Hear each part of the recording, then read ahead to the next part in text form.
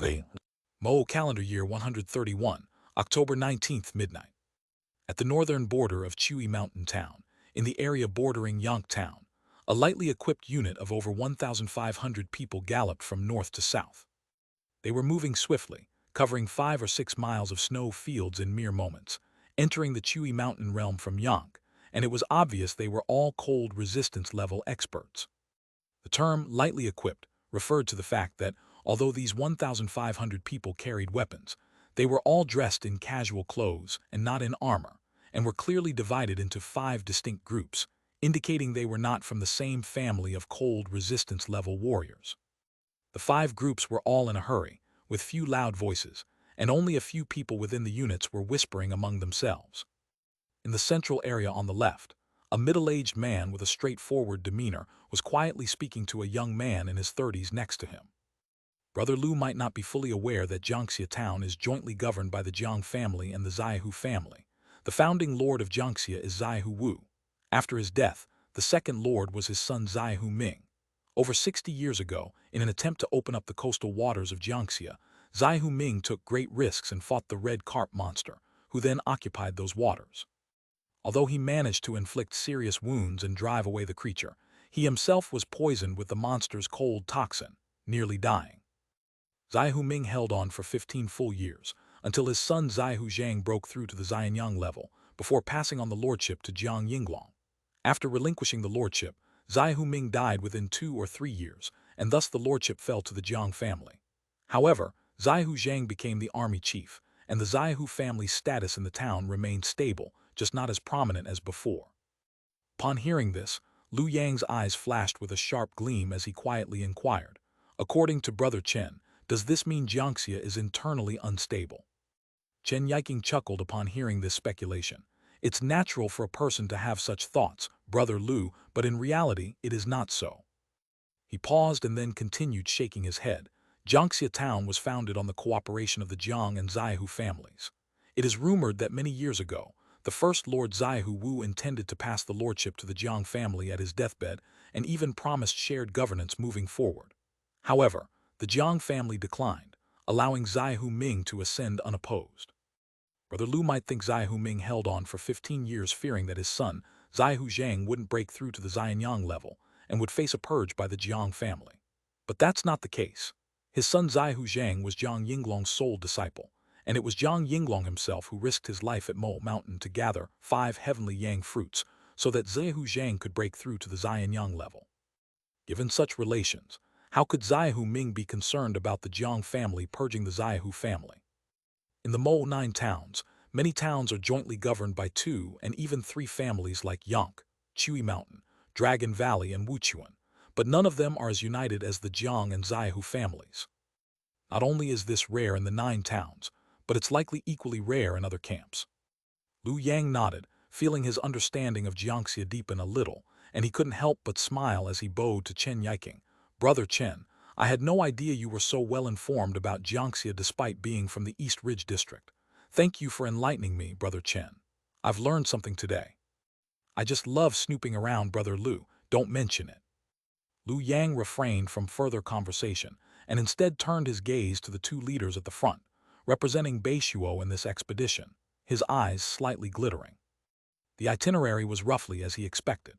On the night of the 16th, he arrived at Beishuo with 31 cold resistance level members and 450 earth-digging realm soldiers from East Ridge, joining forces with the entire manpower Beishuo had summoned from various villages. The scale aligned well with his previous estimates. Beishuo had gathered 362 cold resistance level individuals and over 18,000 earth-digging realm soldiers from 7 districts for reinforcements, led by Inspectorate Vice Institute Chief Huang Tianxing and Dean Gu Tiangsheng, who are currently leading Beishuo's forces. The reinforcements rested for a day in Beishuo town before setting off on the night of the 17th, initially estimated by him to arrive by at least the 24th or 25th. However, things changed last night, the night of the 18th. Last night, someone from Beishuo town caught up with the marching troops and said something to Huang Tianxing and Gu Tiangsheng, prompting them to gather all 362 cold resistance level members, detach from the army, and rush towards Jiangxia at full speed. Along the way, they sequentially caught up with the cold resistance level units from Wuchuan, Jin Mountain, Dragon Valley, and Yonk, leading to the current scene of 5 groups traveling together. There was no need to guess. All cold resistance levels were advancing ahead of the main forces due to some significant developments in the Jiangxia battle that couldn't wait, causing each town to signal their units to dispatch the cold resistance level warriors earlier. At present, Liu Yang knew only as much, and he scanned the other 4 cold resistance level units, focusing closely on each unit leader. Similar to Beishuo Town, each leader of the other 4 families was also an Inspectorate Vice Institute chief. Leader from Jinshan Town was named Shang Yuan Yan, wielding a dark-colored big saber. He looked over 80, the oldest in the group. The leader from Wuchuan Town was Qin Yuanhai, a tall figure in his 40s carrying a lengthy staff. The Dragon Valley Town leader was Long Wendong, only a few years older than himself, presumably gifted, wielding a longsword. And lastly, the leader from Yonk was named Cao Tianyun, also around 40, carried a silver 8-sided hammer, and appeared most robust. Chapter 10-15. Chapter 365. Hongyuan Town Chief's Ultimatum, Reinforcements in their disputes with the 9 towns, Standoff /5. In Beishuo Town, although they had never fought, Liu Yang had heard of Gu Tianxing's strength, estimated to be over 30 strands. Huang Tianxing's status was above his, so his strength was certainly a bit stronger as well. This suggests that the Vice Institute chiefs of the other 4 towns probably don't differ much in strength from Huang Tianxing, and the 4 towns also assign them assistants. So at present, there are 10 people in the entire team with strength above 30 strands. Aside from these 10, the remaining more than 1,000 people frankly have rather lamentable strength. Liu Yang himself is at the late-stage cold resistance cultivation, with an 18-strand strength. At this moment, his position in the team is quite forward, mostly trailing right behind Gu Tianxing, with only about 20 other people beside him. Everyone is at the cold resistance level, and the marching formation isn't arranged casually. From this, it can also be inferred how much support the 5 towns are offering Jiangxia. Those with around 20 strands of strength, Beishuo has at most 20 people. Wuchuan and Jin Mountain's 2 towns are similar. Dragon Valley and Yonk's 2 towns have even fewer, less than 15 in total, adding up to less than 90 people.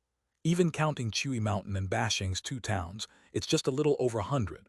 With such little strength compared to Daju Temple, there's simply no comparison. Liu Yang furrowed his brows and directly muttered this in his heart. He was in East Ridge, but Xia City over there would still share the intelligence brought back by Su Ning with him, so he was very aware of just how terrifying Daju Temple's overall strength was. Even setting aside the earth-digging realm, there are over 820-strand official bhikkhus, over 5,000 Zen temple bhikkhus with hair, such terrifying strength. The 7 towns sending such a few people as reinforcements is simply futile. However, the 9 towns don't presently understand Daju Temple's true strength, so it's entirely reasonable to send only this few reinforcements. Jiangxia must have already suffered defeat, otherwise, it wouldn't urge this side to accelerate their march. It's just unknown how many more defeats it would take before each family sends more reinforcements. The minister gave me orders to provoke conflicts among the towns as much as possible under safe conditions. It's hard to do that in victories, but it's too easy during defeats. Liu Yang discreetly scanned the other 4 towns' troops, his face tinged with a bit of gloom. By the way, Brother Qin, all 7 towns sent reinforcements for this Jiangxia battle, but only Mayan Town sent no one. Why is that? At that moment, this was Liu Yang's only puzzle in his mind. They had already passed through the Mayan realm and hadn't seen a single reinforcer from Mayan Town, so it could be confirmed that Mayan sent no one this time. Brother Liu doesn't know. Since Murong Ding passed away 3 years ago, and his grandson Murong Yan succeeded him, the entire Mayan town has been in decline. Now the town is left with only the Xianyang-level town guard Murong Chui. Murong Yan, in his early 20s this year, is only at the late-stage cold resistance cultivation. As the ruler is young and the country is suspicious, there's a rumor that Murong Chui is soon to seize the position, replacing Murong Yan. Over the past 2 years, a third of Mayan Town's territory has been gradually taken over by Jin Mountain and Wuchuan's 2 towns. Mayan is in the throes of both internal and external troubles and can't even protect itself, let alone send people to support Jiangxia Town's warfare. This Chen Yiking is simply a know-it-all. Liu Yang sighed slightly in his heart, his expression tinged with a bit of gratitude. He recognized the leaders of the Wuchuan and Jin Mountains 4 towns only through asking Chen Yiking. On this journey, he heard more about the 9 towns from Chen Yiking than in his previous 3 years of inquiries in Beishuo town. It seemed there was nothing about the 9 towns he didn't know. The key is that Chen Yiking, like him, is also a person from Beishuo town, but he's from Jingxi, while Chen Yiking comes from the Danchuan jurisdiction. If only he had known Chen Yiking earlier, he wouldn't have needed to be so cautiously probing for intelligence about the other 8 towns in Beishuo City. Why did Murong Ding's grandson Murong Yan succeed him after his death? What about his son? Lu Yang put aside his thoughts and continued in a low voice to inquire more from Chen Yiking about the Murong family and the other 8 towns' details. Of course, he only asked about things that wouldn't arouse suspicion. Currently, while marching, even if he whispered, Huang Tianxing and Gu Tianxing at the front could hear him. Chen Yiking had a thick-built appearance but was extremely talkative, and he clearly had a good impression of Lu Yang, willing to chat with him more. Thus, he spoke frankly without holding back a word throughout the entire journey. Though the entire team comprised over 1,500 people, they all had cold resistance level cultivation, so they moved very fast. Moreover, this time, as reinforcements were dispatched, all the towns must have communicated accordingly, traveling via the Bluestone Road of the Chewy Mountain realm. Before dawn, they had reached the southern border of the Chewy Mountain area. A troop of about 200 people had long been waiting at the border area between Chewy Mountain and Jiangxia. Upon seeing the reinforcement from the 5 towns rushing in from the north, a middle-aged man, with a knife hanging from his waist, greeted them with a smile. "Brother Huang, Senior Shangyu and Brother Qin, long time no see." Upon hearing the newcomer first address Huang Tianxing, Lu Yang's eyes slightly flickered. 3 years ago, when he first entered Beishuo City, he and Wang Tao speculated that either Chewy Mountain or Jiangxia was very likely to have a special relationship with Beishuo. Otherwise, 8 years ago, Yang and Li wouldn't have come to Redwood Ridge. After the investigation in the past 3 years, it's almost certain that it's Chewy Mountain. Seeing the person from Chewy Mountain Town greet the 5 towns troop, first addressing Beishuo's Huang Tianxing, evidently further confirmed his prediction. Chapter 10:16, Chapter 365, Hong Yuan the town chief's ultimatum, reinforcement and the discord among 9 towns, face-off /6. Brother Duan, it's been a while. Huang Tianxing and the other 2 cupped their hands in salute and then walked up to chat with him. However, Long Wendong from Dragon Valley and Cao Tianyun from Yonk were clearly ignored by the person from Chewy Mountain. Both looked angry but didn't react immediately. They just snorted coldly, gathered their men, and bypassed the 3 to continue heading south. Chewy Mountain Town is notoriously soft, like a pushover in front of the northern 3 towns. Even the southern 5 towns look down on them, so their relationship with Chewy Mountain isn't great. The group, including Huang Tianxing, had gone quite far by now, so Chen Yiking couldn't help but come forward to tease a bit before pointing at the person from Chewy Mountain and saying, "If I'm not mistaken, that person should be Vice Institute Chief Duan Xing from the Chewy Mountain Inspectorate. I heard he's related by marriage to our Institute Chief Huang, and they have a very close relationship." Lu Yang nodded slightly. There were many marriage ties between Chewy Mountain and Beishuo Town, not just Huang and Duan. The most notable one should be Town Chief Yang Fa and Duan Zai, the younger sister of Chewy Mountain's Lord Duan Hong. While Lu Yang was chatting idly with Chen Yiking at the back, the 4 people in the front, including Huang Tianxing, were also conversing. However, their conversation had a sense of schadenfreude unlike the idle chat. Jiangxia suffered a major setback in the first battle, with the 2 villages of Jinbai Dragon River falling. They lost 700 cold resistance level, 50,000 earth-digging realm, all gone, As soon as Duan Xing spoke, the 3 people with Huang Tianxing all displayed smiles. Shangyuan Yan's decayed face revealed a sinister smile as he said, "Didn't Jiangxia like to hold the north bank of the Heng River and not let us intervene? This time, Daju Temple will give them a run for their money." Qin Yuanhai shook his head and chuckled. "This is a classic case of getting caught in one's own trap. Even if Daju Temple has some treasure, it's not something Jiangxia can monopolize. Now that they've suffered a major setback, they seek aid. In my opinion, they should hand over some territory. Otherwise, they won't learn their lesson." Zhang Xinfen even issued some town chief ultimatum, saying if reinforcements from one town don't arrive by the 20th, Jiangxia will retreat immediately and give Hongyuan directly to Daju Temple. They're even daring to threaten us, Huang Tianxing, who had remained silent, furrowed his brow slightly at Duan Xing's words and asked, "Just how strong is Daju Temple? Did Jiangxia specify?" Duan Xing shook his head and said, "Didn't scouts report earlier? There are over 5,000 Zen temple bhikkhus, and the entire Qinghipu earth-digging realm has just over 20,000 people. How could such a small force cause any waves?" Seeing Huang Tianxing still frowning, he waved his hand and said, "Brother Huang, what are you worried about? The truth is, Jiangxia town is deliberately holding back, trying to solely benefit from Daju Temple without paying the price. They use a deceitful monster as a cover, tricking our 7 towns into sending aid. They're cowardly yet greedy. They haven't even mobilized their defensive army. The 700 cold resistance level and 50,000 earth-digging realm, or people drawn from various villages. Isn't losing a battle like this completely normal? I reckon they're not even that concerned themselves." Wang Tianxing nodded initially, then shook his head slightly, saying, "You make some valid points, but they aren't entirely accurate.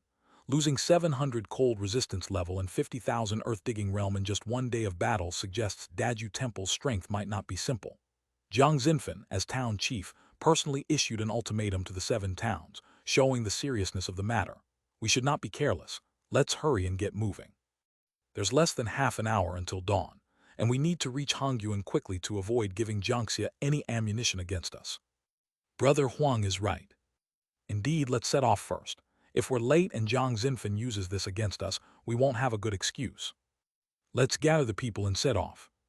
Huang Tianxing evidently held some authority.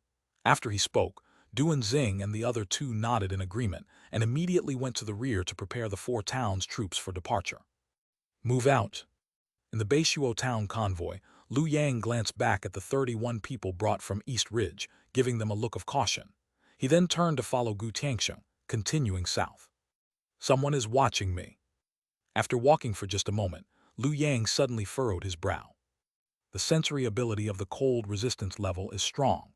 Unless the observer's strength is vastly superior, it's easy to detect. He immediately sensed that the observer was to the right, specifically in the Jinshan town's convoy. He had never interacted with the people from Jinshan town. How could someone from Jinshan town be watching him? Lu Yang frowned deeply, detecting that gaze still watching him. He dashed forward several dozen meters before suddenly turning to look at the Jinshan convoy. At that moment, he locked eyes with someone. Upon seeing the person's face, Lu Yang's expression changed drastically. The person from Jinshan town obviously hadn't expected Lu Yang to suddenly turn and look at him. Initially appearing puzzled, his pupils shrank upon seeing Lu Yang's reaction. He quickly lowered his head, avoiding eye contact with Lu Yang. "How stupid." Seeing that person's change in demeanor, Lu Yang quickly realized it was he who had been exposed first and wished he could slap himself. "It's Han Feng. After over 3 years in Beishuo without any news of him, that guy ended up in Jinshan town. I saw him 5 years ago when he was left behind by the Lord in the cold Jade secret tunnel, and he also saw me. It's over." Lu Yang clearly understood the serious ramifications of being recognized by Han Feng. The secret tunnel, East Ridge, Great Xia. If Han Feng exposed these events to Jinshan town, it would be disastrous. No, I must find a way to remedy this, I have to. The affairs of East Ridge, concerning Great Xia's eastern expansion, must not be ruined in my hands. Han Feng must be silenced forever. At this moment, Lu Yang's heart trembled violently. His eyes filled with killing intent as he looked at Han Feng and the Jinshan convoy. If circumstances weren't prohibiting, he would have rushed over and killed him outright. Chapter 10:17. Chapter 366. Reinforcements gather, a motley crew, unexpected joy, the battle begins. Mo calendar year 131, October 20th. No matter how the people of the 7 towns view it, Jiang Xinfen's ultimatum as town chief ultimately proved effective. The cold resistance level reinforcements from the 7 towns arrived almost at the last possible moment before dawn, simultaneously reaching Hongyuan camp. What use can these 2,000 defensive army from Guanghang Pass camp serve? Without deploying the Red Scale Army, it seems Jiangxia town doesn't really want to engage with Daju Temple. Why even bother with this pretense of calling for reinforcements from the 7 towns? Unfortunately, once everyone arrived, the atmosphere was slightly off. As soon as Lu Yang's 7 towns team entered Hongyuan camp, the leader of the outermost team spoke up, glancing around at the soldiers in the camp. his tone laced with sarcasm, intentionally raising his voice as if fearing others wouldn't hear him. "That's Xiang Tiancheng, the Vice Institute Chief of Bashing Town." Lu Yang heard Chen Yiking whisper beside him and nodded slightly, knowing that due to both being on the east bank of the Heng River, Bashing and Jiangxia Town had numerous conflicts over river territories and had harbored long-standing grievances against each other. Xiang Tiancheng's behavior at this moment was not surprising. Xiang Tiancheng looked to be just over 40, with a somewhat sinister demeanor, carrying a silver broad-bladed saber, the blade appearing over 15 centimeters wide. Following him were more than 200 men, evidently the cold resistance level reinforcements sent by Bashing Town. This number alone made it obvious that the relationship between Bashing and Jiangxia was extremely strained. Now that the 7 towns' reinforcements had all arrived, Lu Yang had already observed them closely. The cold resistance level reinforcements sent by Beishuo, Jin Mountain, and Wuchuan numbered all above 350, with the northern 3 towns being the strongest, which made sense. Those from Dragon Valley, Yonk, and Chui Mountain numbered slightly less, also at around 270. Only Bashing Town sent just over 200 men, making them exceptionally conspicuous among the 7 towns. Coming with the fewest people, yet having the most opinions, was clearly an attempt to stir trouble. Lu Yang looked at those 200 or so from Bashing Town, most of them smirking coldly, shaking his head internally, finally fixing his gaze on Xiang Wenchen to see what he would say next. Due to the similar systems among the 9 towns, the military force configuration was also similar. Each town basically had 2 types of forces, one called the defensive army, consisting of ordinary troops where soldiers generally had earth-digging realm limit cultivation, and those leading the troops typically were at cold resistance level. The other type was each town's elite forces, consisting entirely of cold resistance level soldiers, such as the northern 3 towns with their own elite forces, the Beishuo Army named after Beishuo Town, Jin Mountain's Golden Armor Army, Wuchuan's Mystic Armor Army. The Red Scale Army that Xiang Wenchen just mentioned should be Jiangxia Town's elite force. Although Lu Yang wasn't clear on the troop numbers in the other 8 towns, he knew Beishuo's. The Beishuo Defensive Army had 15 units totaling 15,000 people, while the Beishuo Army had 4 units totaling 4,000 soldiers. Jiangxia certainly couldn't compare to Beishuo. The defensive army was likely around 10,000 strong, and the elite force at most 2,000 to 3,000. When he first entered, Lu Yang also observed that Hongyuan camp currently had indeed only 2,000 troops, mostly wearing 100-forged armor, clearly the defensive army. However, towards the back of the camp, in Hongyuan village, there were also many clad in earth-digging realm armor patrolling the village, and undoubtedly there was a large group inside as well, though the exact number was unknown. While Lu Yang was contemplating, Xiang Tiancheng didn't let up and spoke again.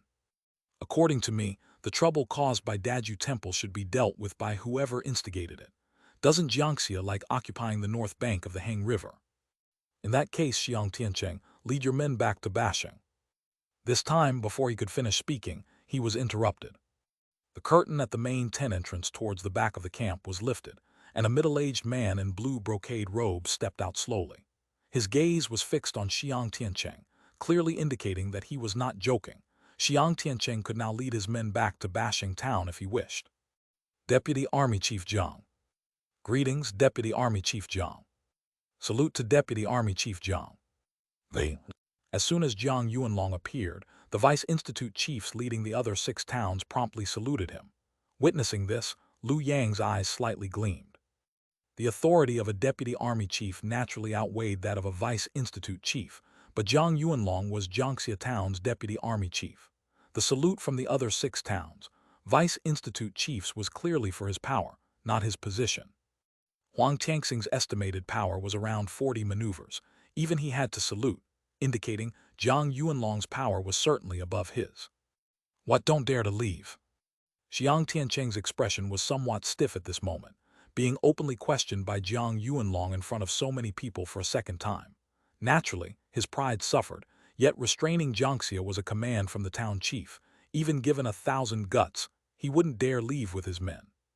Additionally, it was possible Jiang Yuanlong intentionally provoked him to leave.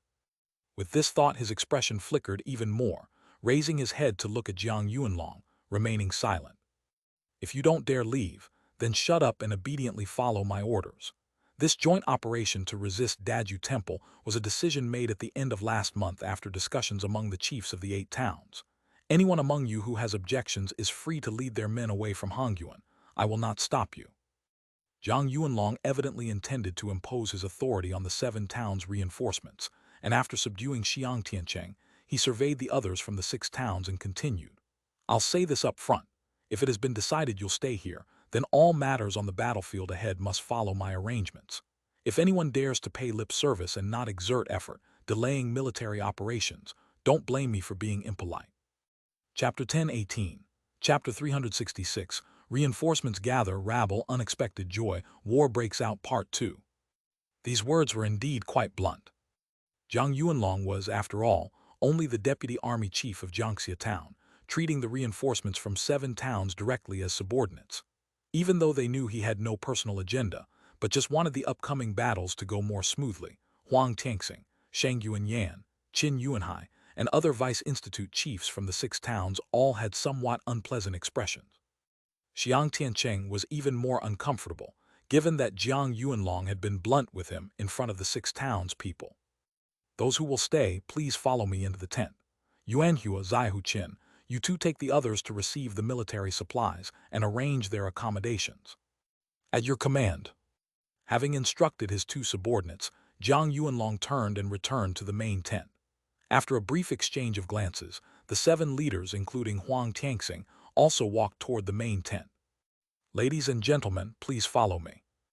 Zhang Yuanhua and Zaihu Qin each led the teams from the 7 towns toward the rear of the camp, preparing to distribute the military supplies.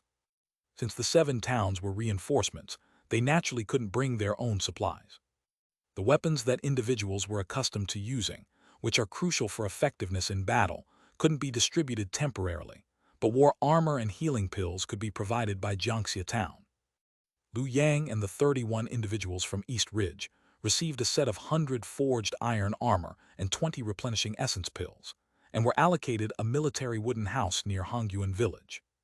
As a soldier from Jiangxia led him to the accommodation, Lu Yang discreetly slipped him a silver ingot to gather all the recent military intelligence. They've only given a set of 100 forged iron armor, which at best shields against arrows shot by ordinary cold resistance level soldiers. Better than nothing, but still quite stingy. The replenishing essence pill is pretty good, but unfortunately, it's far inferior to our great Xia's blood sore pill, only useful for temporary relief and quite ineffective for external injuries. 1,000 forged iron armor is highly difficult to forge, and every family treats it like a treasure. Even Jiangxia's defensive army wears 100 forged iron armor, so receiving a set is not bad. True, even our great Xia doesn't have many thousand forged armors. Most soldiers are wearing 100 forged Lei Qi golden armor. 9 towns, forging techniques are weak. Our 100 forged Lei Qi golden armor's defense can rival their ordinary 1,000 forged armor. Indeed. As soon as they entered the wooden house, everyone started discussing, scrutinizing the newly acquired war armor and pills, making comments but speaking softly, wary of being overheard. Lu Yang certainly did not participate in the others' discussions. It was already daylight outside, so he put down the war armor in his hands, walked to the window, and looked at the Hongyuan village in the distance. Sir, the 7 towns have dispatched about 2,100 cold resistance level soldiers. I observed when they entered, and inside Hongyuan camp, there are roughly 800 cold resistance level soldiers. Adding the 2 defensive army units, it's not weak. Once Wang Tao spoke, everyone fell silent.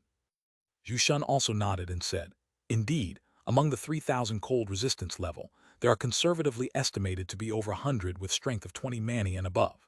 With 2 fully armed regular armies, I reckon there should be tens of thousands of earth-digging realm soldiers within Hongyuan village, although the exact number is unclear. With so many people, defending Hongyuan Pass should be easy barring a full-scale assault from Daju Temple. They had reviewed Daju Temple's intelligence with Lu Yang. Unlike 9 towns, they were well aware of Daju Temple's real capabilities. Lin Fan, however, shook his head at this moment, addressing Zhu Shun. Didn't you hear what the sir learned from the soldier just now? Daju Temple has means to enable earth-digging realm soldiers to fight during the day. Do not just count the cold resistance level. If the number of earth-digging realm soldiers exceeds expectations, it will impact the battle significantly. Zhu Shun paused upon hearing this, having overheard when Liu Yang was gathering intelligence. He furrowed his brow slightly and asked, "Isn't it exaggerated to suggest that the 20,000 Earth-digging realm soldiers from Qinghepu would influence the battle? Methods enabling Earth-digging realm soldiers to fight during daytime are indeed formidable. But there are only 20,000 Earth-digging realm soldiers from Qinghepu, factoring in losses from attacking Jinbai Dragon River." Zhu Shun suddenly understood Lin Fan's implication, his expression changing subtly as he said, "You mean, the 50,000 Earth-digging realm soldiers, controlled in the two villages of Jinbai Dragon River, will turn against us, aiding Daju Temple to attack Hongyuan?" Lin Fan immediately nodded. Wang Tao then added, "They might not all assist, but certainly those from the Jinbai Dragon River two villages will. According to the Sir's intelligence, this group accounts for at least 20,000 Earth-digging realm soldiers. Thus, Daju Temple's Earth-digging realm soldiers total at least over 40,000. The ordinary people and logging realm of Jinbai Dragon River two villages have all been controlled, along with their families, making the defection of these Earth-digging realm soldiers almost certain. More than 40,000 Earth-digging realm soldiers, if managed adeptly during daytime combat opportunities, along with 5,000 Zen Temple bhikkhus, breaching Hongyuan isn't difficult."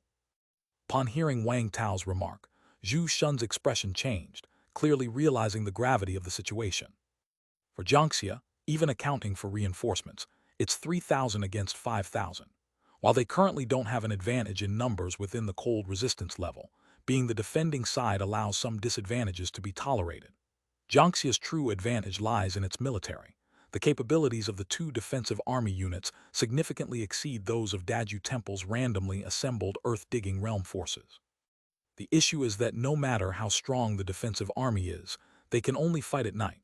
Once Daju Temple chooses daytime for battle, Jiangxia will be caught off guard. Chapter 1019, Chapter 366, The Gathering Reinforcements, Rabble, Unexpected Joy, Battle Begins Part 3. Therefore, the key to this battle is to take the initiative. We must open the battle with the Daju Temple at night. However, doing so will inevitably push Jiangxia to bring their army into Hongyuan, attacking Dragon River Village, and the defensive advantage will be completely lost. Of course, if we can give our all, bringing along our own army and all those in the earth-digging realm from Hongyuan Village, working together, there might still be a chance to decide the outcome of the war. But take a look at the situation of the reinforcements from the 7 towns. Can it be done?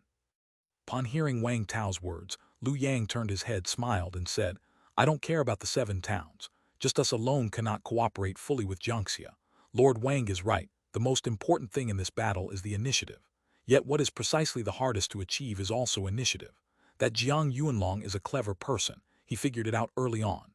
As soon as the reinforcements from the 7 towns arrived, he immediately tried to make an impression. He likely aimed to seize the initiative, hoping to intimidate the forces from the 7 towns so that he could unify command and dispatch." Liu Yang paused as he spoke and continued shaking his head. He's somewhat skilled but still too impatient. It's obvious that the people from the 7 towns, regardless of how he tries to intimidate them, will only act according to the orders of their respective town chiefs. If each town chief strictly orders their men to cooperate with Jiangxia, they would follow through without Jiang Yuanlong's intimidation. But as it stands now, Wang Tao, Lin Fan, and Zhu Shun immediately shook their heads repeatedly.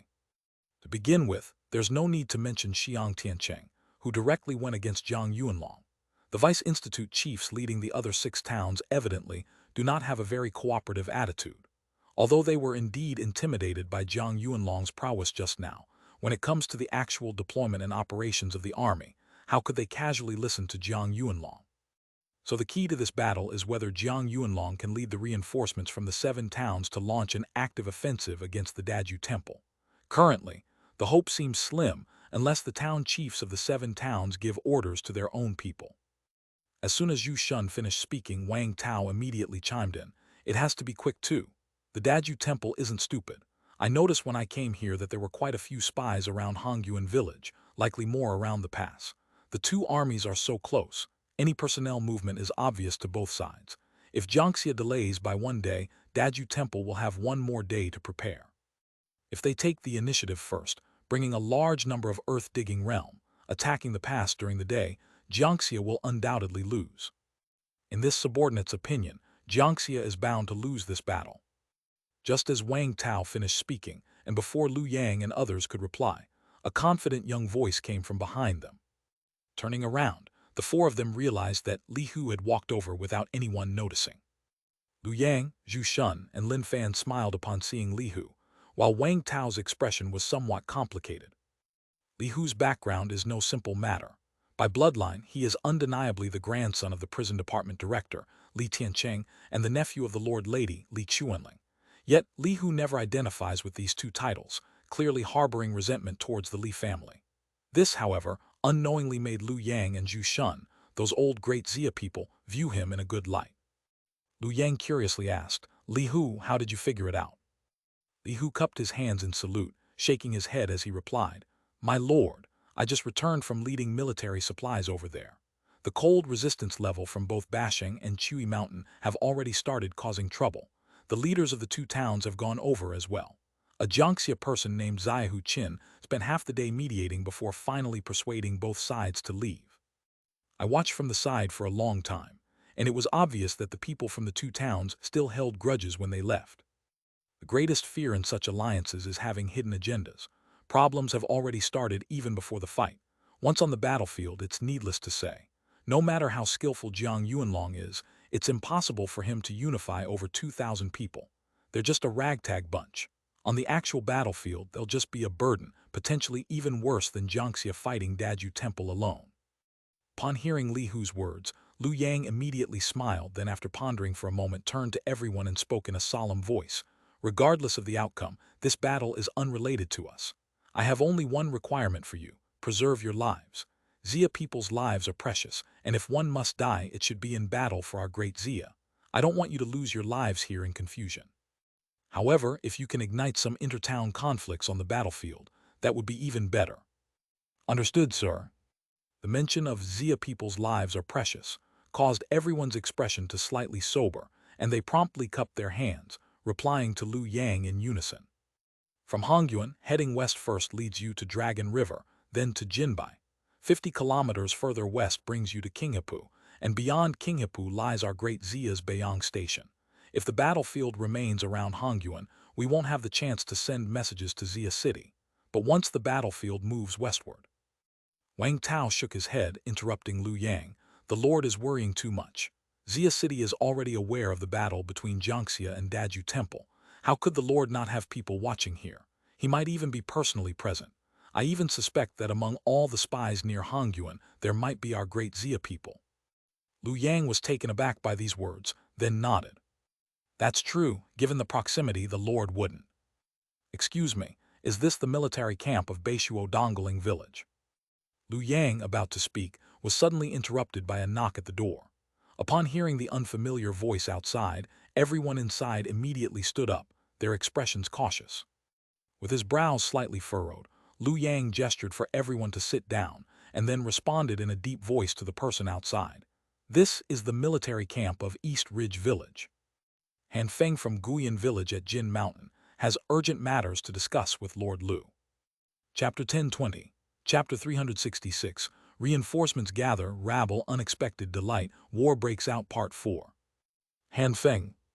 Inside the room, Wang Tao, Lin Fan, Zhu Shun, and everyone else slightly changed their expressions, and suddenly stood up. Lu Yang had seen Han Feng while traveling last night, but he hadn't mentioned it to the people in the room, so their big reaction was purely because they heard Han Feng's name. It's understandable. Han Feng is the son of Hankyang's leader Han Jiulai, and his talent is not low. He is quite reputable in Longyu, and everyone from cold resistance level from there, including Wang Tao, would naturally have heard of him. The key point is, Lu Yang has hardly stopped searching for Han Feng's whereabouts with the East Ridge people for over 3 years, so everyone in the room knew what was going on, which is why the reaction was so big. "Han Feng, he went to Jin Mountain. We must get rid of him." "Sir? Go ye?" "Calm down a bit." Lu Yang was also slightly shaken at the moment, but he still first calmed everyone down, then slowly walked to the door and opened it with his hand. 5 years ago, when Han Feng escaped through the secret passage, he was not yet 30. Now he should just be a little over 30, which is quite young compared to his cultivation level. 17 main, the strength is almost like mine. As soon as Lu Yang opened the door, he immediately judged Han Feng's strength, and then directly invited him inside. When Han Feng saw Lu Yang, his expression was obviously complicated, and then when he saw the group inside the room and recognized several familiar faces from Longyu who were glaring at him, he took a small breath and walked straight in. "Brother Han, you really made us search for you these years." Lu Yang casually closed the door while Li Hu and several of the cold resistance level quickly blocked the entrance. Wang Tao, Lin Fan, and Zhu Shun also stood up and discreetly surrounded Han Feng. "Brother Lu, sirs, there's no need for this. Leader Xia showed me mercy back then, and I'm visiting today to avoid misunderstandings. I won't tell Jinshan Town about East Ridge, nor will I reveal your identities." Upon hearing Han Feng's words, Lu Yang's expression didn't change much. He just stared at him for a moment before speaking in a deep voice. "Brother Han not only knows East Ridge but has even found out my name. Seems you know quite a lot." Han Feng had just knocked and asked if it was East Ridge Camp, and then immediately called out his own name, evidently having researched a lot before coming. Although it was known that Xia Hong had let Han Feng go, and the surviving members of the Hankyang camp were mostly personally saved by Xia Hong, Han Feng indeed owed him a great favor. But the passage in East Ridge is far too important. Also, what does it mean that Han Feng took the initiative to visit today? Is he intending to blackmail me with this? Lu Yang dared not gamble. He watched Han Feng still weighing whether to risk at Hongyuan camp to finally shut Han Feng up. Han Feng clearly saw through Lu Yang's thoughts and showed a faint bitter smile, quickly saying, "Brother Lu, rest assured, I came to you today because I just want to inquire about the whereabouts of my two sisters." Hearing Han Feng's words, Lu Yang was taken aback. The others also looked serious. Wang Tao recalled something and said with slightly furrowed brows, "Are your two sisters called Han Yue and Han Shuang?" Han Feng's face immediately showed a joyful expression, nodding heavily at Wang Tao. "Han Yue, Han Shuang." Lu Yang's expression instantly relaxed, along with Zhu Shun, Lin Fan, and all cold resistance level in the room, their demeanor suddenly more relaxed. Seeing the people in the room change their expressions, Han Feng realized they were obviously familiar with his sisters and quickly looked up to ask Lu Yang, "Brother Lu, do you all know my two sisters? More than that, your two sisters are now quite popular in the Great Xia. There are very few with the surname Han. Even among 80,000 people in the Great Xia, there aren't many. The most famous, and whose age matches Han Feng's sister, is the maid serving in the star-picking hall for Lord Xia Hong's family, the sisters Han Yue and Han Shuang. These two, unexpectedly, are Han Feng's sisters." Lu Yang spoke with Han Feng about Han Yue and Han Shuang, while his thoughts began to engage as well. Han Feng, on the other side, after hearing that his two sisters became maids to Lord Xia Hong and broke through to cold resistance level, had a face full of joy.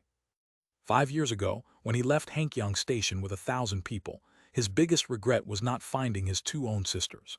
It wasn't that he didn't want to take them, but the chaos caused by the White Dew monster confined Wuxing in Hankyang Gourd Valley was disastrous, with many dead or on the run. He simply couldn't find his sisters. For 5 years he lived with regret every day. This time, summoned by Jinshan Town to aid Jiangxia, he remembered upon seeing Lu Yang because 5 years ago, when Xia Hong let him leave through a secret passage, Lu Yang was standing right behind him. Combined with Lu Yang's reaction at the time, he was more certain that the Great Xia had already cleared out the secret passage, and someone had infiltrated Beishuo Town, which is why he bravely came to Lu Yang to inquire. Now, after getting the answer he wanted, and knowing his two sisters are living well in the Great Xia, with high cultivation, he felt naturally more at ease. "Thank you, Brother Lu, for telling me these things. 5 years ago, I suspected they weren't dead, and having left Longyu through the secret passage, I've worried every day for how they fared these 5 years. Now I can finally be at ease." Chapter 1021, Chapter 366, Reinforcements gather, rabble, unexpected delight, battle begins /5. "Brother Han, you're too kind. Your two sisters are not just doing well. Ask anyone here, in Xia City, who hasn't shown them respect. Even I often seek their help." Inside the room, Wang Tao and the others immediately nodded repeatedly. The status of Han Yue and Han Shuang is indeed special. Don't just take these people as an example. Even Minister Xia Chuan usually greets them with a smile. Seeing the reaction of everyone, Han Feng smiled, cupped his hands, confirming that his two sisters were indeed doing well, and his impression of the people of Great Xia improved significantly. He then displayed a hint of difficulty on his face, bowing to Lu Yang and said, "I have an impertinent request. I hope Brother Lu can grant it." For Han Feng's request, Lu Yang had some guesses. He immediately stepped forward to support Han Feng, smiling, "We are both from Longyu. Even if there are 10 requests, I would definitely agree to them. Please, Hankyang, speak. After the Jiangxia conflict concludes and we return north, would it be possible for me to use the East Ridge Passage to travel to Longyu? I have no other intentions. It has been 5 years, and I just wish to see my two sisters again with my own eyes." "No problem. After this return, Brother Han, feel free to come to East Ridge to find me." Lu Yang directly agreed with Han Feng's request, then paused, his expression becoming increasingly solemn. "However, this dark passage is of great importance. Brother Han, could you promise me not to disclose it to anyone else?" Han Feng immediately placed his hand on his chest and said in a deep voice, "Rest assured, Brother Lu.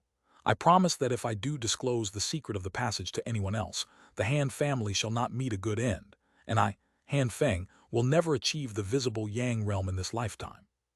Such a severe vow clearly indicates that Han Feng has realized the significant role the Dark Passage plays for Great Xia.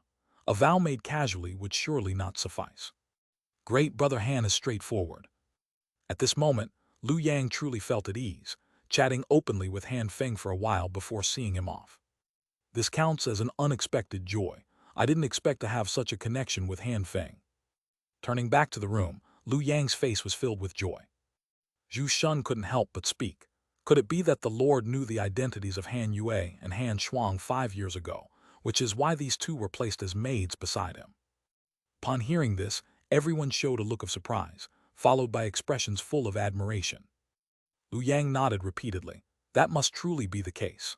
Earlier when Han Feng came in, he introduced himself as being from Guyan village, so he hadn't entered the town, just a person from a village-level camp under Jinshan town, with little attachment to Jinshan. After returning to Beishuo this time, bringing him to Great Xia with the relationship of Han Yue and Han Shuang, persuading him to defect shouldn't be difficult. Upon hearing this, everyone nodded in agreement. Although Great Xia has dispatched cold resistance-level spies to the other 8 towns, these temporary agents cannot compare to Han Feng, who has been in Jinshan town for over 5 years. Once Han Feng defects, they can rapidly grasp many situations in Jinshan town, much quicker than slow inquiries. Next, just watch the changes in the major battle. With each passing day, Daju Temple's threat increases. Let's see if Jiang Yuanlong can actually subdue these people from the 7 towns. Lu Yang turned his head, looking towards the main tent of the army, his gaze becoming intense.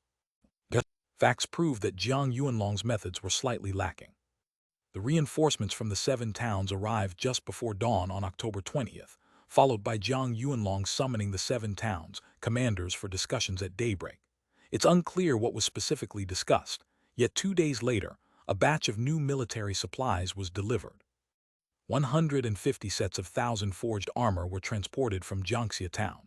Among the 7 towns, reinforcements, those with basic strength around the cold resistance level, exchanged their originally issued 100 forged iron armor for a new set. Lu Yang had good fortune, as he was among them.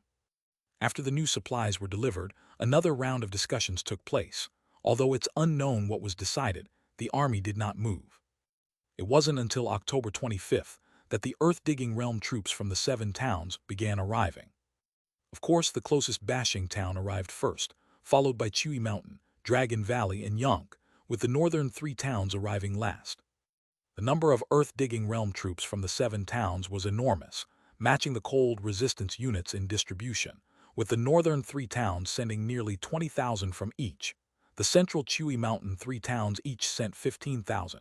Bashing held steady with over 10,000. Calculating this, the entire Hongyuan camp alone, not including Jiangxia personnel, held nearly 120,000 earth-digging realm fighters. The 7 towns arrived sequentially rather than simultaneously, so by the time the farthest Beishuo town reinforcements arrived, it was already October 30th. Over 10 days, Lu Yang had also understood the situation in Hongyuan village. Jiangxia town stationed 50,000 earth-digging realm troops in Hongyuan village, plus the 2,000 defensive army troops in Hongyuan camp, meaning Jiangxia's total forces numbered over 170,000, nearly 180,000. Such a large-scale army, even without considering cold resistance levels, could overwhelm Daju Temple in a night battle with sheer numbers. However, Zhang Yuanlong still couldn't manage the 7 townspeople, dragging it until early November. The army remained stagnant. Zhang Yuanlong convened daily discussions with the 7 towns, yet over half a month's time, the army remained unmoved. Strangely, Daju Temple also exhibited no activity. Chapter 1022, Chapter 366, Reinforcements Gather, Rabble, Unexpected Delight, The Battle Begins Part 6. Lu Yang was sure that at this moment, spies from both sides wouldn't dare relax even a bit, and they must have been keeping a close watch on each other day and night. As long as there was any movement from Daju Temple, there would certainly be a response from Hongyuan's side. The two sides seemed to be caught in a strange calm. November 15 at East Ridge Camp. Zhu Shun looked out the window at the calm camp, his face full of confusion. If we drag it on like this, each passing day gives Daju Temple a bit more of an advantage. Zhang Yuanlong couldn't be unaware of this. Since the 7 towns aren't cooperating, hasn't he reported this to the town chief, pressuring the other 7 towns? How do you know he hasn't reported it? Maybe the town chief has already exerted pressure, but the 7 towns simply aren't listening. It's understandable. The 7 towns sent reinforcements to help Jiangxia resist Daju Temple, not to help Jiangxia reclaim lost territory, so there's absolutely no reason for them to follow Zhang Yuanlong into the north bank of the Heng River voluntarily. There's some truth to that. If Daju Temple remains inactive, the 7 towns would probably be glad. After all, it's Jiangxia that lost some territory and a few people, while the 7 towns haven't suffered any losses. What do they have to fear? In other words, Jiangxia is the only one in a rush now. Of course, with 180,000 people, just the food and drink is a huge issue. Not to mention half of them are equipped with 100 forged iron armor, and healing pills can't be skimped on either. If this drags on, Jiangxia will bleed a lot before the battle even starts. It's okay. At a town-level camp, these resources aren't a problem. It's mainly that they're being used by others, so it just stings a little. Listening to the discussions around him, Lu Yang in the front row remained silent, but his furrowed brows showed that he was also filled with confusion. The delay indeed felt too long. They've been delaying from the 20th of last month until now, a full 25 days. With 180,000 people, what do they have to fear? If Daju Temple attacks in broad daylight, that would be troublesome. This made him suspect that the 9 towns might be planning something else. But at the moment, he is just a regular cold resistance level in the Allied forces, at most slightly more skilled, with extremely limited information. He didn't even know what Zhang Yuanlong and the others discussed in their meetings every day, so how could he deduce the reason the war had evolved to this state? If you can endure it, can Daju Temple endure it too? Lu Yang slowly relaxed his furrowed brow and continued to wait quietly with the others. Another 5 days passed, November 20, and still nothing happened. Time just flowed by day.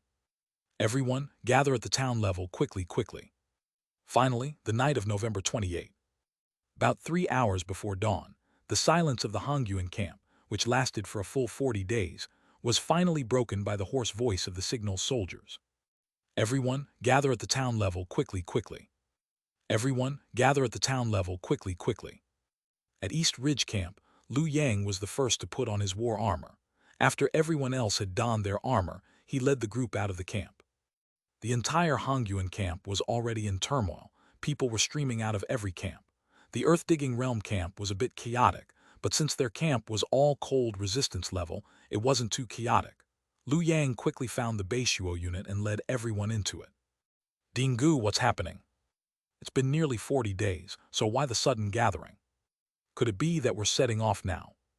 In the Beishuo unit, like Lu Yang, everyone was full of confusion. Several people even directly asked Dean Gu Tiangxing at the front.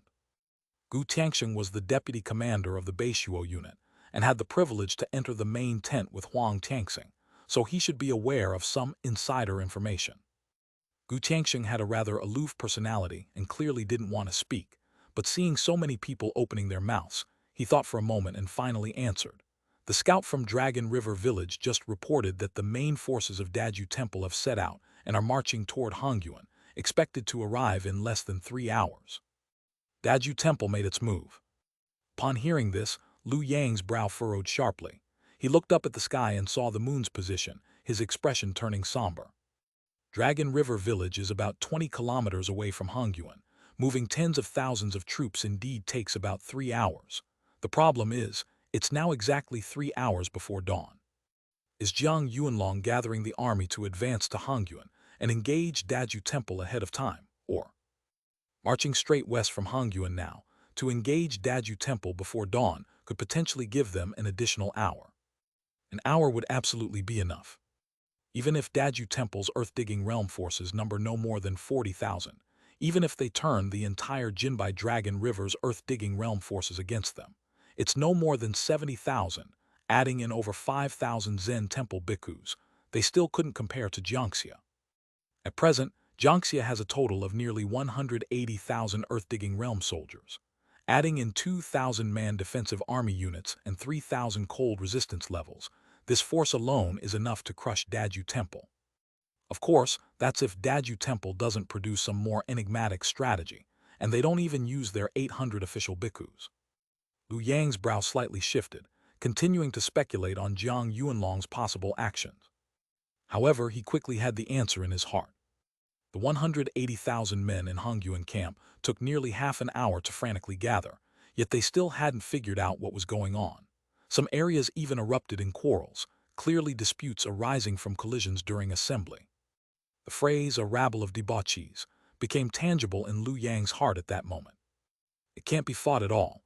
Jiang Yuanlong should be calling everyone to retreat. With this 180,000-strong force, if they wait until dawn and encounter people from Daju Temple, it would undoubtedly lead to a one-sided massacre. If they don't retreat now, it's certain death. It took the entire force nearly an hour to finally figure it out, the result of doing nothing for over 40 days and never doing any drills. Beishuo Wuchuan, Jin Mountain's earth-digging realm lead, with Yonk, Chewy Mountain, Dragon Valley and Bashing's earth-digging realm following behind, retreat to the east side of Hongyuan Village. Specific destination will be guided. Move out now. Once the army had gathered, Jiang Yuanlong's military orders echoed within the main tent of the camp, relayed by the signal soldiers throughout, reaching every unit in the 7 towns. All cold resistance levels gather around the main tent. With the new order issued, the cold resistance levels of the 7 towns moved towards the main tent, Lu Yang and the others naturally among them. Chapter 1023. Chapter 367. Evasion and Surprise Attack. Jiangxia's Complete Victory. Secret Message. Counteroffensive. Bang! Lu Yang arrived at the main tent early and heard the sound of someone slapping the table, followed by Jiang Yuanlong's angry roar. 38 days dragged on for 38 days. You bunch of fools, now that the Daju Temple has come up on its own, are you all happy? Lord Jiang, why the rush? The Daju Temple hasn't arrived yet, has it? We have 180,000 soldiers. At worst, let's first give up Hongyuan, avoid the fierce attack, and then regroup at night to take it back. Isn't that doable? It's easy for you to say. Are you going to lead the vanguard from Bashing for the counterattack tomorrow night? Hongyuan is Jiangxia's territory. Why should I from Bashing lead the vanguard? You. Lord Jiang, the urgent task is to withdraw the troops. There's only 2 hours of daylight. The Daju Temple can't go far. As long as we retreat to a safe area, it will be fine. Brother Xiang makes sense. Let's first give up Hongyuan and take it back at night. Indeed, we can only temporarily give up Hongyuan.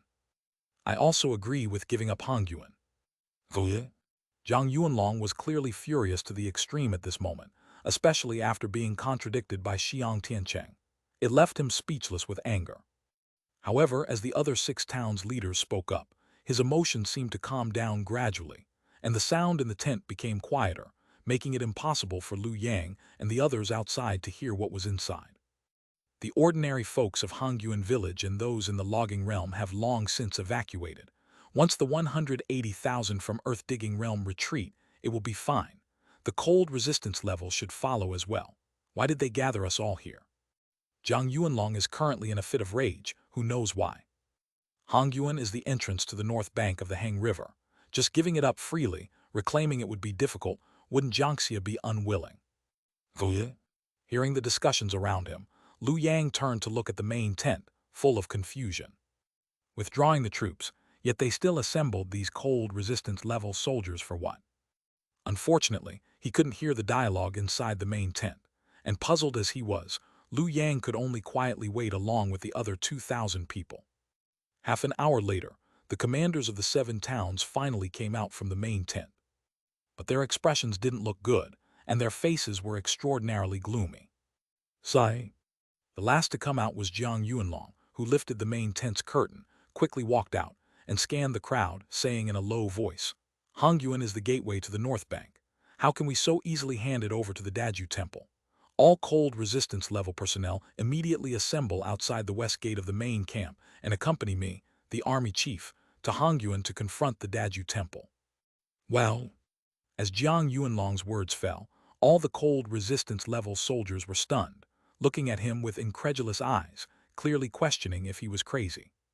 The 180,000 from the earth-digging realm, including Jiangxia's 2,000 defensive army troops, had all retreated, relying solely on their 3,000 cold resistance-level soldiers to confront the Daju Temple.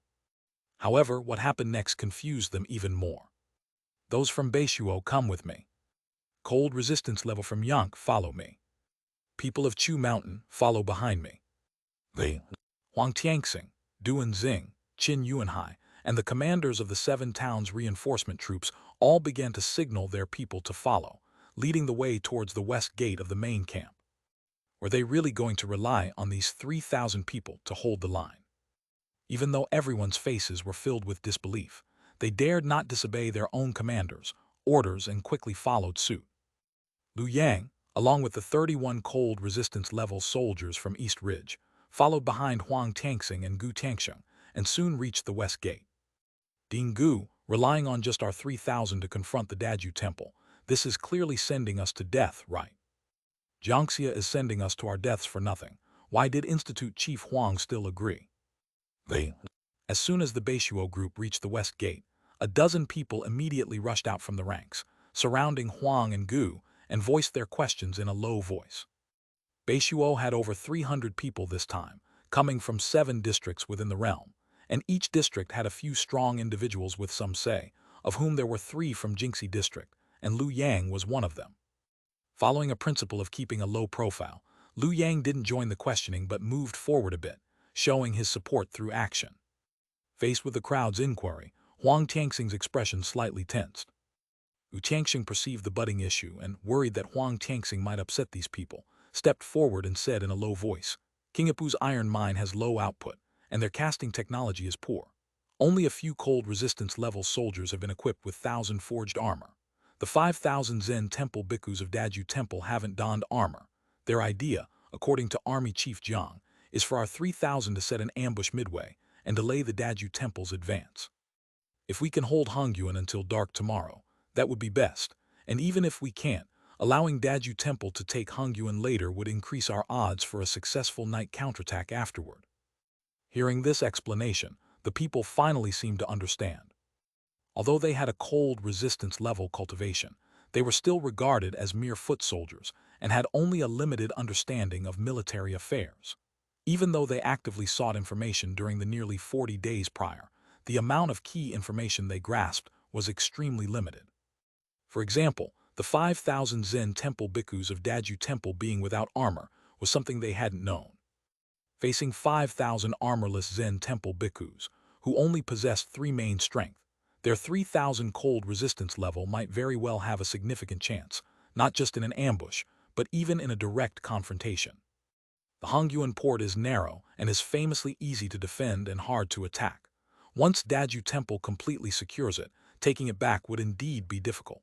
Jiang Yuanlong didn't want to give up, and leading a proactive strike with them at this moment is quite understandable. Chapter 1024, Chapter 367, Evasion and Surprise Attack, Jiangxia's Total Victory, Secret Letter, Counterattack /2. "May I ask Ding Gu, how many earth-digging realm are there in Daju Temple?" Lu Yang, at this moment, couldn't care less about being noticed and directly asked. 3,000 cold resistance level, facing 5,000 unarmored Zen Temple bhikkhu, indeed have chances of victory, but that's without considering the earth-digging realm. If the number of earth-digging realm is large, it can completely change the tide of the battle. With Liu Yang's question, everyone instantly reacted, looking at Gu Tianxiang, waiting for his response. Noisy, all of you shut up. You'll naturally know the situation when you're on the battlefield. Asking more now is pointless. If you're unwilling to stay here, then go back to Beishuo now.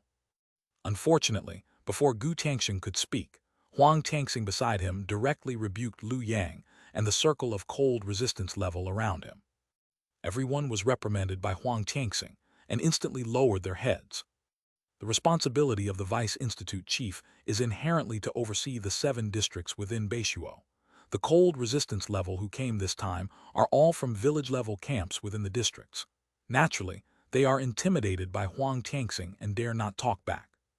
As for returning to Beishuo, that's even more daunting. Supporting Jiangxia is Zhenyu, which means orders personally issued by the town chief and lord. Defying them carries severe consequences. The first to be directly rebuked by Huang Tianxing, Liu Yang, also lowered his head, displaying an extremely fearful demeanor. Humph! Seeing everyone conceding, Huang Tianxing snorted coldly before walking towards Zhang Yuanlong. Gu Tianxiang looked at the bowed heads of everyone, slightly furrowed his brow and quickly followed Huang Tianxing, whispering, "Sir, supporting Jiangxia town did not offer any benefits. These people can't help but feel uncomfortable. With the battle imminent, why bother being angry with them? A bunch of ignorant country bumpkins who fear death. Their minds are only filled with such trivial matters. I'm already weary from dealing with Jiang Yuanlong all day. Where do I have the patience to handle them? Humph." "Brother Liu, get up. The town's approach is becoming more oppressive." "What's the attitude? We didn't gain anything from the town, yet foolishly accepted Zhenyu, rushed over 800 kilometers, and now at the eve of battle, we can't even inquire about the military situation. Humph. I see not just Jiangxia town, but those above the town don't value our lives. I certainly won't die foolishly here. Say no more." After Chen Yiking helped Liu Yang up and heard the words from those around him, his eyes flickered but he didn't respond, just withdrew to the East Ridge team. "Stop thinking about it. Whatever Jiang Yuanlong does will result in defeat. Pass my words down. Let the brothers protect their lives when they go into battle later." Wang Tao, Zhu Shun, and Lin Fan immediately nodded and passed the words down. The gathering of 18,000 Earth-digging realm alone took an hour, Jiang Yuanlong discussing with the commanders of 7 towns, then gathering all cold resistance level at the western gate took another half an hour. This calculation leaves only 1.5 hours until dawn. "Follow me, let's go." Jiang Yuanlong also knew the urgency of time. With all the cold resistance levels in place, he didn't waste any more words, leading everyone to swiftly head towards Hongyuan. With all 3,000 cold resistance level cultivation, the speed was obviously fast. Passing Hongyuan Pass into the north bank of Heng River, they sped west along the way, traveling about 10 kilometers, quickly reaching a narrow snow forest area on the north shore. Calling it a snow forest is actually a bit exaggerated. The area here is extremely narrow, no more than 3 kilometers from north to south, visually only 200 to 300 trees of not very good growth. "Stop marching, wait in place." Zhang Yuanlong waved his hand to halt the army, looking thoughtfully at the snow forest. Suddenly, a figure dashed from the west, directly arriving in front of Jiang Yuanlong, bowing with clasped hands. Reporting to the army chief, 80,000 from Daju Temple have reached 8 kilometers east of Dragon River. Only 2 kilometers remain to this place. Their vanguard just stopped, waiting for the rear army should be spies discovering us. 3,000 people were still arrayed by town units, naturally with Jiangxia at the forefront, followed by the northern 3 towns and lastly, the remaining 4 towns. Liu Yang's position was fairly forward, so he could hear the scout's voice. 80,000 earth-digging realm. Upon hearing the enemy numbers, not just Liu Yang, many people's pupils slightly contracted. Daju Temple not only converted all the earth-digging realm from 2 of villages of Jinbai Dragon River, but even recruited some from Qinghipu, assembling a full 80,000. Only less than 2 kilometers left. Everyone, follow our army chief to attack. Jiang Yuanlong, after listening to the scout, only pondered for a moment before directly raising his sword and issuing orders to the people behind. He and the commanders of 7 towns had evidently reached some agreement, and with his order, no one raised any objection. Huang Tianxing and others signaled their people to follow without hesitation. As usual, Jiangxia's 800 heads the charge, followed by 2,100 from the remaining 7 towns, and over 3,000 fully armed cold resistance levels directly crossed the snow forest, swiftly heading towards the west side of the north shore. The further east on the north bank of Heng River, the narrower it becomes from north to south, reaching only about 4 kilometers at Dragon River Village, and just under 4 kilometers in the area 8 kilometers east of Dragon River Village. In an area less than 4 kilometers, it's impossible for 80,000 to fully deploy. Daju Temple wisely stopped the vanguard to wait for the rear army upon knowing there were enemies ahead. It's a prudent move. Zhang Yuanlong's intent isn't hard to discern either. He clearly wants to take advantage of the enemy's incomplete formation before attacking them proactively. While a complete rout is unlikely, disrupting Daju Temple's normal marching rhythm and demoralizing the opposition is no problem. Chapter 1025, Chapter 367, Evasion and Surprise Attack, Jiangxia's Complete Victory, Secret Letter, Counteroffensive Part 3. More than 3,000 people directly plunged into the snow forest, galloping towards the west. The 2 kilometers distance was reached in an instant, and they soon saw the enemy army forming almost a black cloud a mile away on the west side. Although it was nighttime, Ice Abyss is snow-covered all year round, so it was not particularly dark, and the temperature on the north bank of the Heng River was extremely low with transparent ice everywhere. Compared to other areas, the night visibility here was higher, so the marching troops of Daju Temple had hardly any torches except for a few in the front row. The sight of an army of 80,000 people is certainly overwhelming under normal circumstances. However, for people who just came from Hongyuan camp, they naturally wouldn't be too impressed, since the camp had gathered a force of 18,000 troops within this period. Release arrows. Zhang Yuanlong did not waste a word. As soon as he entered the 200-meter shooting range, he directly ordered the people behind him to release arrows. Release arrows. Swoosh, swoosh, swoosh. Of course, the command to release arrows was also issued on the side of Daju Temple. The rain of arrows from both sides determined the superiority.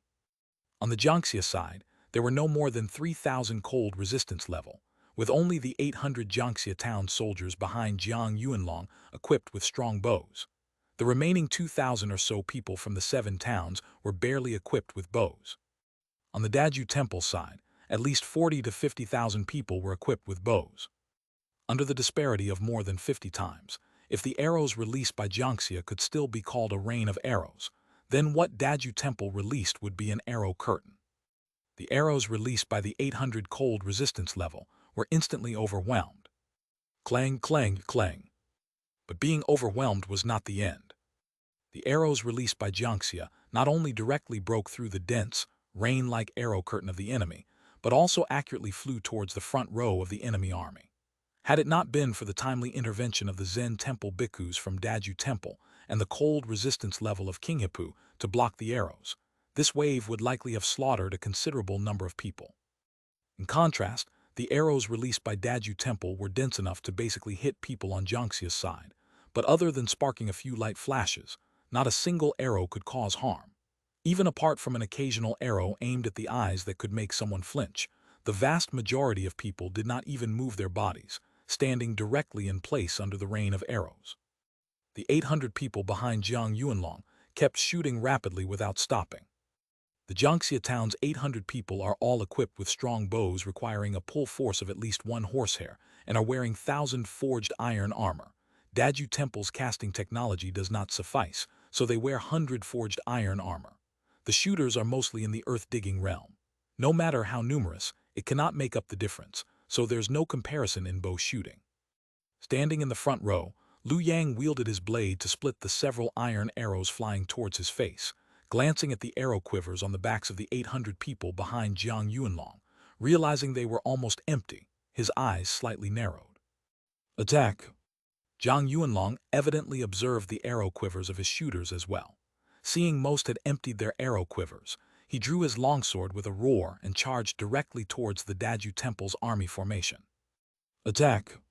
The 800 people of cold resistance level from Jiangxia followed closely, followed by the 2,100 cold resistance level people from 7 towns, all rushing towards the army under the command of their leaders. The 200-meter distance was very close for the cold resistance level. More than 3,000 individuals wearing 1,000 forged armor and possessing a strength of at least 1 horsehair simultaneously charged towards the west. Even though this group was not a regular army, but just a random assemblage from 8 towns, the momentum caused was extremely terrifying. Whoosh! The airflow stirred by the crowd caused fierce winds in the North Shore snow forest. Icicles fell from trees, and the ice on the ground could not withstand the kinetic power generated by the charge of 3,000 cold resistance level and cracked open. Stop them! The commander of Daju Temple remained Yanzin chief. He clearly did not anticipate that Jiang Yuanlong would dare to lead 3,000 cold resistance levels to charge ahead prematurely. Seeing that many troops behind had not yet stepped forward, knowing the formation on his side had not yet completely unfolded, his voice carried a trace of panic, hastily sending 5,000 Zen temple bhikkhus and more than 300 cold resistance levels from King Hippu to counter them. Bang! After nearly 40 days of suppression, the others may not know what it felt like, but Jiang Yuanlong and the 800 cold resistance level behind him clearly had accumulated too much fury in their hearts. After all, only Jiangxia town had lost its territory, and with Hongyuan about to be lost tonight, they charged the fiercest, their killing intent the strongest. Jiang Yuanlong was the only person on Jiangxia's side without armor, but he was the first to charge into the enemy's front row. Upon reaching the formation, his sharp sword unsheathed with a sudden swift movement, causing a silver glow to fill the front row, pushing back the surrounding dozen or so Zen temple bhikkhus. Bang!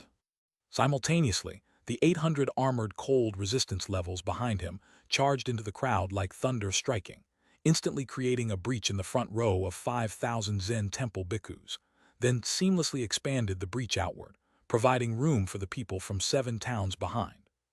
The foremost Jiang Yuanlong deftly avoided the red Zen stick striking from overhead, intending to force back Yanzin in front of him, but noticing in the corner of his eye a bhikkhu with hair approaching from the flank, his eyes flashed with coldness.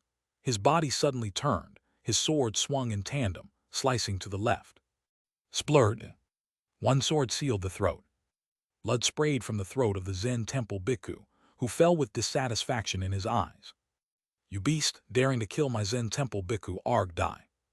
While engaging in combat himself and still managing to kill, Yanzin's rage was evidently provoked by Jiang Yuanlong. His face showed none of the usual calmness and serenity, flushed red, eyes ablaze, as he attacked ferociously at Jiang Yuanlong with his red Zen stick. Chapter 1026, Chapter 367, Evasion and Surprise Attack, Jiangxia's Complete Victory, Secret Message, Counterattack /4. Huff. Frenzied Chief Yanzin was obviously making it difficult for Jiang Yuanlong. Realizing that Yanzin's basic strength surpassed his own, and knowing that neither would easily gain the upper hand, Jiang Yuanlong glanced around. Seeing his side advancing with great momentum, he angrily shouted to everyone, "Brothers, the Daju Demon Temple has killed our Jiangxia sons and seized our Jiangxia lands. Even if we die today, we'll strip them of a few layers of skin. Kill. Kill. Slaughter these traitorous dogs. Bhikkhu with hair, I'll turn you into a dead bhikkhu with hair. Daring to fight without armor, you're courting death." It was clear that Jiang Yuanlong had a knack for leading troops. As he shouted loudly, not only did the over 800 cold resistance level from Jiangxia respond, but even a few bloodthirsty fighters from the 7 towns were inspired, and their morale surged as they charged forward. The difference between having armor and not having it is just too great. In the crowd, Lu Yang swept aside 2 bhikkhu with hair before him with his sword, quickly surveyed the battlefield, and couldn't help but sigh deeply as he saw the retreating forces of Daju Temple. While Jiang Yuanlong's words did boost everyone's morale, the core reason was Jiangxia's current robust advance. With the protection of 1,000 forged armor, the 3,000 cold resistance level warriors moved like they were in an unguarded land. Even if occasionally hit, they suffered no fatal injuries, while the Zen temple bhikkhu of Daju Temple, lacking any protective gear, could easily sustain fatal wounds or even be killed by stronger opponents. In less than half an hour, the 3,000 forced their way through the front lines of the Zen temple bhikkhu, breaking into the rear ranks of the earth-digging realm formation. The cold resistance level wielded 1,000 forged level weapons as their norm. Lu Yang even had a 10,000 forging level cold wing sword, though he dared not bring such a conspicuous weapon here. Instead, he used a regular 10,000 forging level longsword. The 100 forged armor could at best fend against the earth-digging realm limit. Even the most ordinary cold resistance level would crush the armor with their bare fists. When 3,000 cold resistance level warriors charged into the Daju Temple's earth-digging realm formation, it was almost a one-sided slaughter. Perhaps driven by anger toward the traitorous behavior of the two villages of Jinbai Dragon River, the over 800 cold resistance levels from Jiangxia fought fiercely. While the remaining fighters from the 7 towns joined the attack, most focused on guarding the flanks to prevent the Zen Temple Biku and King Hipu's cold resistance level from encircling them. Encircle them on both flanks. Seeing the 3,000 cold resistance levels going deeper, Yan Xin realized their advantage lay in numbers. If they could encircle these 3,000, they could achieve a great victory even at the cost of many lives. So while fighting Jiang Yuanlong, he ordered the battlefield accordingly. Lord Jiang, we can't hold on. The strength of these 5 great chiefs is too overwhelming. We'll all fall if this continues. It's about time. Take what we can and retreat before it's too late. At Yan Xin's command, the commanders from the 7 towns immediately reacted. Each one was entangled with another great chief from the Daju Temple, their voices betraying the immense pressure they were under. Especially Huang Tianxing, who, unlike the others paired 2-on-1, was facing the Hai Yan chief alone. Having suffered several cuts, he clearly wanted to withdraw. Retreat. The commander's call was effectively a signal of surrender. Although Jiang Yuanlong was extremely angry, realizing Daju Temple's intention to ensnare, he knew he couldn't continue fighting and decisively called for a retreat. Retreat, dream on. No chance would Yan Xin give them. With a furious shout, the Zen Temple Biku and King Hipu's cold resistance level, who had just retreated to the north and south, quickly closed in from the east, attempting to seal the gap and cut off Jiangxia men's retreat. Fall back.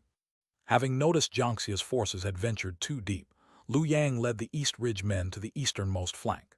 Seeing the encirclement from the north and south, he signaled his men to escape first while he stayed behind to cover their retreat. Whoosh! A big saber suddenly attacked from behind, causing Lu Yang to raise his eyebrows and swiftly spin his right hand behind to block with his sword. Clang! Held back. In the instant the saber clashed with his sword, Lu Yang noticed the assailant held back at the last moment. Puzzled, as he was about to turn around, a paper ball flew from behind into his hand. Lu Yang gripped the paper ball, discreetly continuing his retreat to the east. Yan Xin's encirclement ultimately ended in failure. Though the 7 towns' reinforcements seemed dispersed, the success of this surprise attack lied precisely in their lack of cohesion. The over 800 Jiangxia troops, though fierce, remained under Jiang Yuanlong's command and hadn't lost all sense of reason, continuously maintaining their depth control. The reinforcements from the 7 towns, lacking the will to fight, left an escape route as soon as they charged in with Jiang Yuanlong, never allowing Daju Temple a chance to surround them.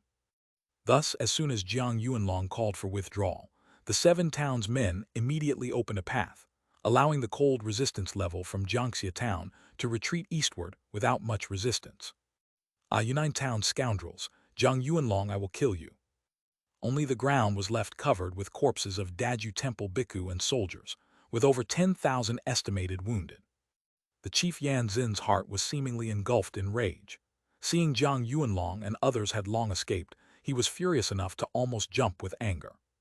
Chapter 1027, Chapter 367, Evasion and Surprise Attack, Jiangxia's Complete Victory, Secret Message, Counterattack /5.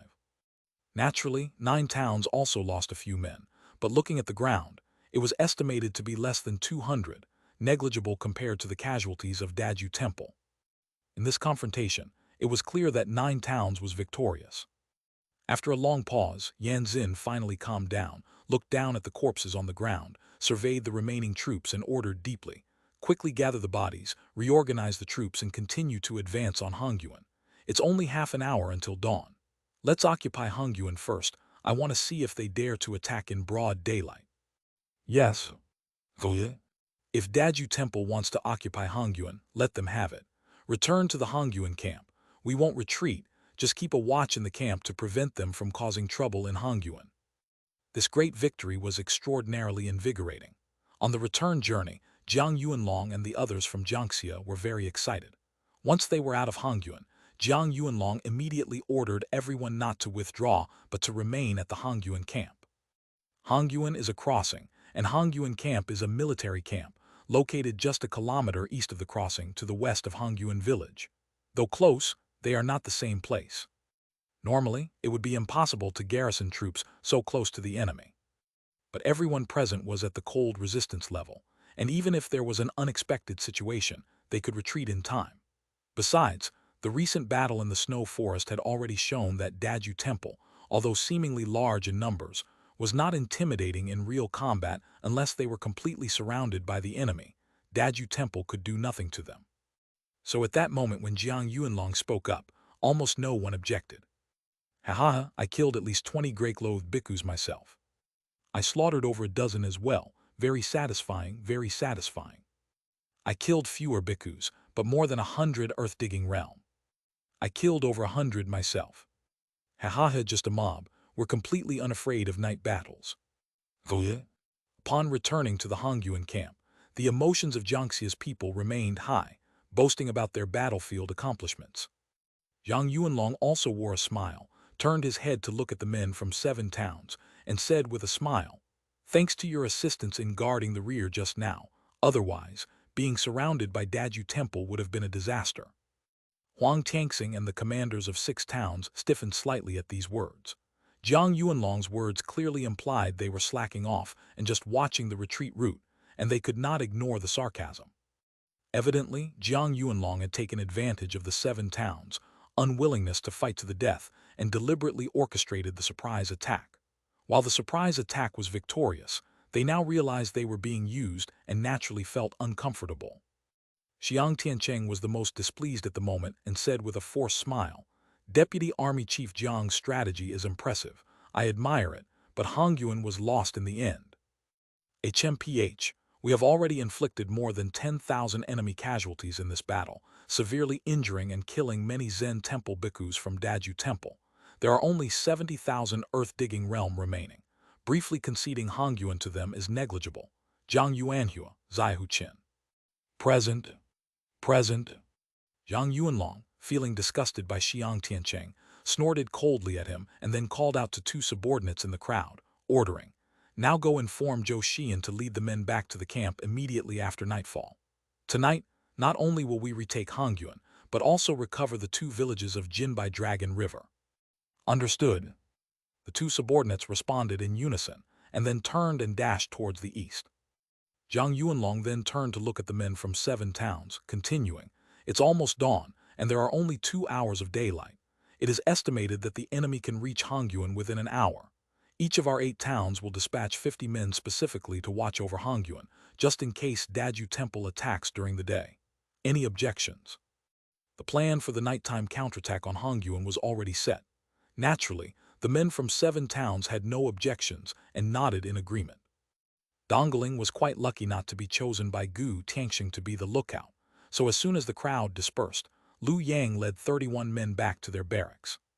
"This great victory is indeed invigorating. We've been dormant for nearly 40 days. Those guys from Jiangxia are really fierce. The key is the difference in war armors. King Hipu is, after all, just a village-level camp, and Daju Temple is not skilled in crafting, meeting the 1,000 forged armor is simply no match. Exactly, Daju Temple's 1,000 forged armor is pathetically sparse." After nightfall in the counterattack, with 180,000 earth-digging realm and 2,000 Zhenyu soldiers, plus our 3,000 plus men, Jiangxia should have no trouble regaining Hongyuan. "It won't be regained." In the barracks, after Lu Yang's last remark, the discussions among Great Xia's men stopped abruptly. Everyone looked up at Lu Yang, full of confusion. Lu Yang didn't say anything, just handed the note in his hand to the next person, Wang Tao. Wang Tao opened the note and, seeing the words on it, his pupils contracted sharply. "Feign defeat Xiang Liang." There were only 4 characters on the note, or more precisely, 2 characters. The characters Xiang Liang at the bottom were the signature. Xiang Liang, the spy with Bai Shankyu who was lurking in Lower River Village. Wang Tao handed the paper to Zhu Shun, immediately recalling who Xiang Liang was. Dongling and Xia City shared intelligence, and Liu Yang liked to discuss matters with Wang Tao and the others, so he knew about the two spies in Lower River Village. Liu Yang nodded and said in a deep voice, "Yes, it's him. This Xiang Liang joined from north of Huayuan Mountain in the second year of Great Xia. He met me before, and he must have recognized me on the battlefield just now and hastily sent me the message. If the person checks out, then there's little issue with the information." Feigned defeat. Reading the words on the note, Wang Tao furrowed his brows tightly, with a look of disbelief continuing. Even if Daju Temple deliberately lost to Jiangxia, sacrificing nearly 10,000 isn't necessary, right? Chapter 1028. Chapter 367. Evasion and Surprise Attack. Jiangxia's Complete Victory. Secret Letter. Counteroffensive /6. You're treating Daju Temple like a person. Liu Yang turned back to look at Wang Tao and gently reminded him. Wang Tao was momentarily stunned by the words, but quickly reacted. Right. Daju Temple is a force controlled by deceitful monsters. It cannot be judged by common logic. To them, human life is worthless. Daju Temple wants 6-year-old children. To expand their territory, control more villages, and gather more population, they could achieve this goal. Using these 10,000 people to lure Jiang Yuanlong into leading his troops to counterattack Hongyuan, if they could indeed crush the coalition of the 9 towns in one blow, it would be a deal with no loss. As Yu Shun finished speaking, everyone in the room had a simultaneous change in expression. If that's the case, then the 9 towns will suffer greatly this time. After Liu Yang whispered, he turned to look at everyone and said, "When counterattacking Hongyuan at night, stay away from those bhikkhus at Daju Temple. I suspect they have other strange methods. Be careful not to fall into their trap." "Understood, sir." After advising everyone, Liu Yang shook his head and spoke coldly. "Daju Temple really has a big heart. I originally thought the war would drag on for a long time. They actually used over 10,000 people as bait. Jiang Yuanlong and his people are now overwhelmed by the prospect of victory and are already planning a nighttime counterattack. If they lose tonight, not to mention Hongyuan, but the vast territory east of Hongyuan will be in jeopardy. You think the other 7 towns will still be willing to send troops to support Jiangxia then?"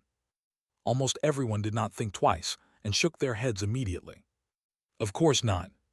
This was naturally the answer in Liu Yang's heart as well. His expression suddenly became excited. The Lord should have been watching the war here all along. If the 7 towns abandoned Jiangxia, wouldn't this be a perfect opportunity for our great Xia to intervene on the north shore? He pondered for a moment and quickly shook his head again. No, the Lord has more information than I do. Guessing blindly here is useless. Continuing my tasks, gathering more details on the 9 towns is my most important assignment. Putting aside his thoughts, Liu Yang looked at the increasingly bright sky outside and, along with everyone else, closed his eyes for a nap, quietly waiting for nightfall. There are only 2 hours during the day. Without any occurrence, they pass by in the blink of an eye. The sky darkened quickly, yet outside the barracks no sound was heard, leaving Liu Yang leisurely content, continuing to rest and recharge with the others. After all, there was a battle that night. After nightfall, about 2 hours later, noise gradually emerged from outside the barracks. Liu Yang sprang from his bed at once, opened the window and looked out. They're back. All 180,000 earth-digging realm troops have returned. They should be calling for assembly soon. Get ready. Upon hearing this, everyone immediately stood up and donned their armor. People from the 7 towns, quickly gather at the main tent. People from the 7 towns, quickly gather at the main tent. The shouts of the messengers came through, and Liu Yang, along with the prepared group, left the barracks and headed toward the main tent. The previously empty military camp was now filled with people. Evidently, the 180,000 earth-digging realm troops who left here before dawn had all returned. They should have some rest, but it won't be long. Jiang Yuanlong intends not only to reclaim Hongyuan tonight, but also to seize Jinbai Dragon River. The counterattack will commence in less than an hour. Liu Yang devised a plan in his mind, and quickly arrived at the main tent. Those 2,000 are the Jiangxia's defensive army, quite powerful. Unlike the slightly empty appearance at the main tent yesterday, tonight the entrance was guarded by 2,000 soldiers. These soldiers were equipped with bows, donned 1,000 forged iron armor, and their minimum cultivation was at the earth-digging realm limit, with many at the cold resistance level. Their expressions were solemn, standing motionless, exuding a murderous aura that even surpassed their own team composed of cold resistance-level troops. My East Sun team should be nearing the qualifications for an official army. Once this is over at East Ridge, I must suggest it to Xia Chuan. Looking at the army, Liu Yang couldn't help but feel a tinge of envy in his eyes. Great Xia now had 11 armies. Theoretically, his East Sun team should also be close, but he had been busy with East Ridge affairs over the years and hadn't gotten around to mentioning it to Xia Chuan. Seeing Jiangxia's defensive army naturally sparked his interest. Truly an authentic army, pleasing to the eye. Jiangxia town finally showed something worthy. Not in vain did we come all the way from the 7 towns to support them. The Hongyuan Pass is worth the investment. Listening to the discussions around, Liu Yang's eyes flickered as he looked toward the main tent. The counterattack was about to begin. Chapter 1029, Chapter 368, The Battle of Hongyuan, Zen Gold Powder and 6 Vajra Mantras, the short-sighted and foolish people of 8 towns. Mo calendar year 131, November 29, the first half of the night. Advance to Hongyuan.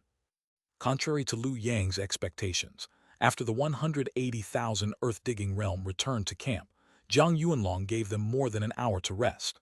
By the time they regrouped and ordered the advance to Hongyuan, most of the first half of the night had already passed. The 180,000 earth-digging realm set out from the north and south gates of the camp, heading straight for Hongyuan. There are more than 6 hours until dawn, definitely enough time. Zhou Xian leads the southern troops, Lu Hong leads the northern troops, 1 kilometer distance. The army approaches Hongyuan in combat formation. No matter how many tricks Daju Temple has, it's useless. Zhang Yuanlong stood outside the west gate, watching the southern and northern armies with already more than 10,000 soldiers moving out. After pondering for a moment, he turned directly to face the 2,000 defensive army soldiers behind him and shouted loudly, "We shall not return until Hongyuan is captured." Swishing. The 2,000 defensive army soldiers standing straight all raised their weapons in unison, shouting angrily, "We shall not return until Hongyuan is captured." Generally speaking, regular armies unify soldier weapons to facilitate the manufacture of arms and enhance battlefield coordination. However, Jiangxia town did not do so. Soldiers had a plethora of weapons. Nonetheless, the momentum created by 2,000 soldiers shouting together was enough to shake the entire camp. Not only the more than 2,000 cold resistance-level soldiers on the side, but also many earth-digging realm soldiers walking towards the north and south gates could not help but glance over. "March!" Zhang Yuanlong ordered as he led out of the west gate, followed closely by more than 300 Jiangxia cold resistance level, then 2,000 defensive army, with the side flanks being less than 2,000 cold resistance level reinforcements from 7 towns. Last night's snow forest surprise attack lost about 200 people. Jiangxia and 7 towns each lost more than 100. Over half of the 800 cold resistance levels in Jiangxia were originally defensive army members, who have all rejoined their ranks now, leaving Zhang Yuanlong with only these over 300 people behind him. 180,000 earth-digging realm, 2,300 cold resistance level, plus 2 Jiangxia's defensive army units maintained combat formation throughout, taking less than half an hour to approach Hongyuan Pass. HMPH, knowing to retreat this time. Upon arriving at the pass, Zhang Yuanlong immediately sneered twice. Hongyuan Pass, which is less than 2 kilometers wide from north to south, found not a single figure on the east outer side. The entire 70,000 army of Daju Temple was aligned inside the pass, facing east, ready and alert. 180,000 earth-digging realm, even if not a regular army, standing still could create a black cloud over the head effect, and at night there were almost no trees on the east outer side. As seen from inside Hongyuan, it was entirely dark outside, full of oppressive pressure. Yanzin, retreat from Hongyuan, return Dragon River and Jinbai villages. Daju Temple withdraw its entire army back to Qinghepu, and tonight's massacre will be spared. Zhang Yuanlong probably is the type of commander adept at psychological warfare. Clearly aware of the immense pressure his army can inflict on the enemy, he waited a full 10 minutes rather than ordering an attack immediately, energizing his blood and shouting loudly towards the inside of the pass. 9 towns have set fire in King Village without reason, hurting countless people. Daju Temple fights only for justice for the innocents who died in the fire. Following the master's earnest teachings, Who in King Hippu doesn't take pride in doing good and building virtue? We never provoke trouble. If it weren't for your 9 towns going too far, where would today's war come from? The opposing Yan Xin stepped forward, his rhetoric not weak either. After his vigorous speech, not only effectively countered Zhang Yuanlong, but also boosted his own troops' morale. The soldiers defending the pass visibly became angrier after hearing these words. Slaughter my sons, seize my territory, greatly harm children, clearly deceitful monster actions. Even your excuses are too grandiose to change these facts. Daju Demon Temple, deceiving hearts, gaining false fame, how can Jiangxia tolerate you? Release the arrows. Whoosh, whoosh, whoosh. Release the arrows. As Zhang Yuanlong shouted to release arrows, Yan Xin simultaneously ordered the same. One side shot from inside the pass facing east, the other from outside facing west. 2 waves of arrow rain swiftly flew out, and the arrow formation battle thus began. The pass is less than 2 kilometers from north to south. Of the 180,000 troops, those equipped with bows were on the front line, around 1/3 in number. This round of arrow rain formed a black curtain, instantly submerging the pass.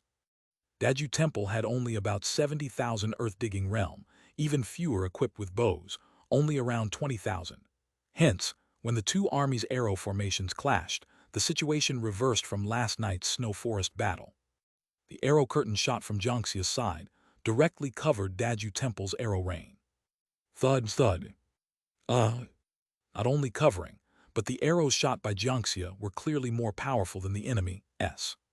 Judging from the cries issued from both sides, few cries came from Jiangxia upon being shot, while sounds from Daju Temple became more concentrated, with even frontline formations starting to loosen. Frontline abandon bows, raise shields, hold on, rear continue shooting. Yan Xin's orders further validated this point.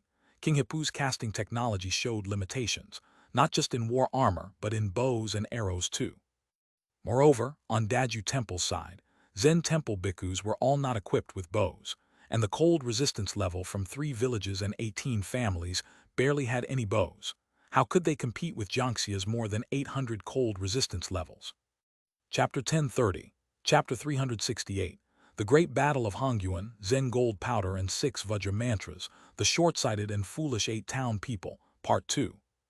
With the addition of those 2,000 defensive army troops, all equipped with strong bows of a draw weight exceeding 30 stone, the result of this arrow formation clash was almost a foregone conclusion. Of course, although Jiangxia's arrow formation had the upper hand, from the moment Yan Xin ordered the front line to raise shields, it was destined that the outcome wouldn't be substantial.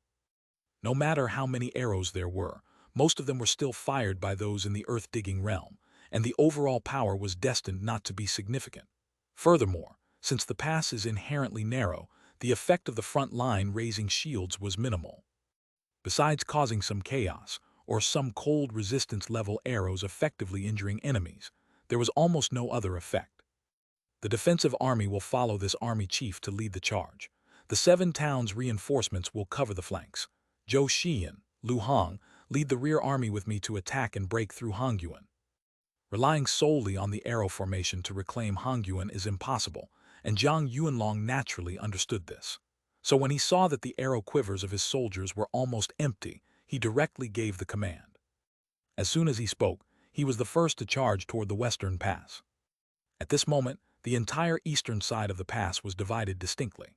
In the middle were the 2,000 defensive army troops and all the cold resistance level troops of the 8 towns personally led by him.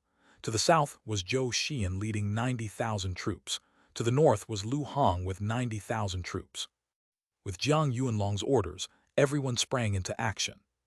The quickest were the defensive army behind him, followed by the 7 towns' cold resistance level troops flanking them on either side, and then the armies from the north and south, all 3 forces charging madly straight toward Hongyuan Pass.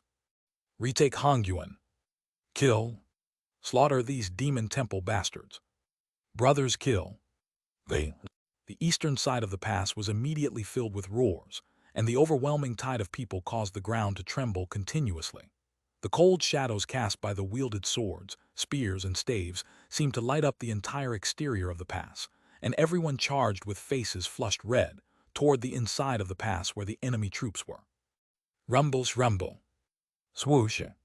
Zhang Yuanlong, taking the lead courageously, was the first to rush to the front row of the military formation, slashing horizontally with a silver sword blade several dozen meters long, directly splitting apart the Zen temple bhikkhus who hadn't had time to raise their shields, and charged straight into the crowd. The 2,000 defensive army troops following closely behind were like a sharp blade, plunging straight into the core of the pass's military formation. Their swords and spears pierced through the crowd, instantly carving out a rift several hundred meters wide from north to south. The 7 towns' cold resistance-level troops quickly filled in, expanding the side flanks, rapidly widening the opening, and creating space for the rear army. Kill! Kill! Zhou Xian and Lu Hong shouted angrily, and the group in the earth-digging realm at the forefront of the north and south sides also charged in from the pass's northern and southern edges. The battle thus commenced. Clang, clang, splat, crunch. Kill! The buzz of clashing blades, the sounds of sharp blades piercing and crushing bones, and the cries of the soldiers echoed in sync, instantly filling the entire inside and outside of the pass. One side was holding staunchly, while the other was attacking fiercely, with neither having a way out. The attackers were many, with a force of 18,000 strong. Even if the front line wanted to retreat, they couldn't, as the rear kept surging forward, leaving them no choice but to press on. Charge in, they can't hold us off. Zhang Yuanlong had already pushed 200 meters deep into the pass, and seeing his army advancing triumphantly, his face was filled with excitement. He slashed down the Yan Xin chief in front of him with one sword and roared at the defensive army behind him. Brothers, the army chief has charged into the pass. If not now, then when? Charge! Hearing Zhang Yuanlong's voice, the defensive army soldiers immediately roared with rage, their aggressive thrusts intensifying. Being part of a regular army, the defensive army had a crushing effect on the enemy forces. In just over 100 breaths, they followed Zhang Yuanlong into the belly of the pass, accompanied by the 7 towns' cold, resistance-level troops on the flanks, all charging in together. Once they charged in, the space for the earth-digging realm to charge became greater.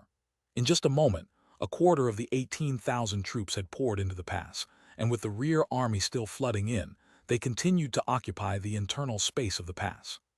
Hold your ground, don't retreat. We can't let them take the pass.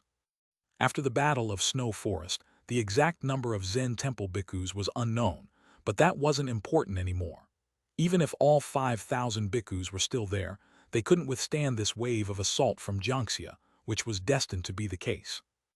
Jiangxia's numbers were overwhelmingly large, almost 3 times that of Daju Temple. Not to mention 2 units of the defensive army, whose combat power was enough to crush everything.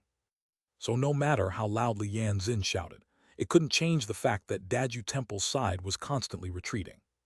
Ha ha ha ha, capturing 2 villages in a day, weren't you very arrogant? A disorganized mob, dreaming of contending with Jiangxia. Demon Temple bastards, prepare to die. Brothers, keep pushing forward and seize the entire pass. The 2,000 defensive army troops, all clad in 1,000 forged armor, unleashed combat power during the charge that surpassed even the reinforcements from the 7 towns. Following Zhang Yuanlong, they advanced triumphantly, charging into the depths deeper than anyone else, and where they passed was littered with corpses. Daju Temple's guards simply couldn't withstand them. The enemy's retreat only fueled their morale, continuously urging everyone to press forward, staying tightly behind Zhang Yuanlong. Even the cold resistance-level troops from Qinghepu and the several thousand Zen temple bhikkhus were forced into continuous retreat, opting to dodge to the north and south sides. Chapter 1031, Chapter 368, Hongyuan Great Battle, Zen Gold Powder and 6 Vajra Mantras, The Short-Sighted and Foolish 8-Town People, Part 3. Zhang Yuanlong likely felt it wasn't fast enough, and he suddenly shouted sternly, "Hear me, reinforcements of the 7 towns. The top 100 who kill the most enemies in this battle will each be rewarded with a dragon carp pill, the top 10 with 5 each. There are overseers in the army. I, Jiang, will keep my word. After the battle, come find me." Brush. Nearly 2,000 cold resistance-level soldiers of the 7 towns turned their gaze simultaneously upon hearing this. Not to mention the ordinary cold resistance-level soldiers, even the 7 reinforcement commanders like Huang Tianxing and Qin Yuanhai had their pupils involuntarily tremble. "All right, since Lord Jiang means what he says, I'll fight a battle for you, Jiangxia." Deputy Army Chief Jiang's boldness I Qin will remember it. Brothers, since Jiangxia is willing to give the real stuff, what more needs to be said? Go break through Hongyuan Pass. With great rewards, there must be brave men. Last night, by exploiting the 7 towns' reinforcements, determination to not die, the successful planning of the Snow Forest raid only proved Jiang Yuanlong to be a competent general. But now, being able to stir up the fighting spirit of the 7 towns' reinforcements with just one sentence on the battlefield proves he is worthy of being called excellent.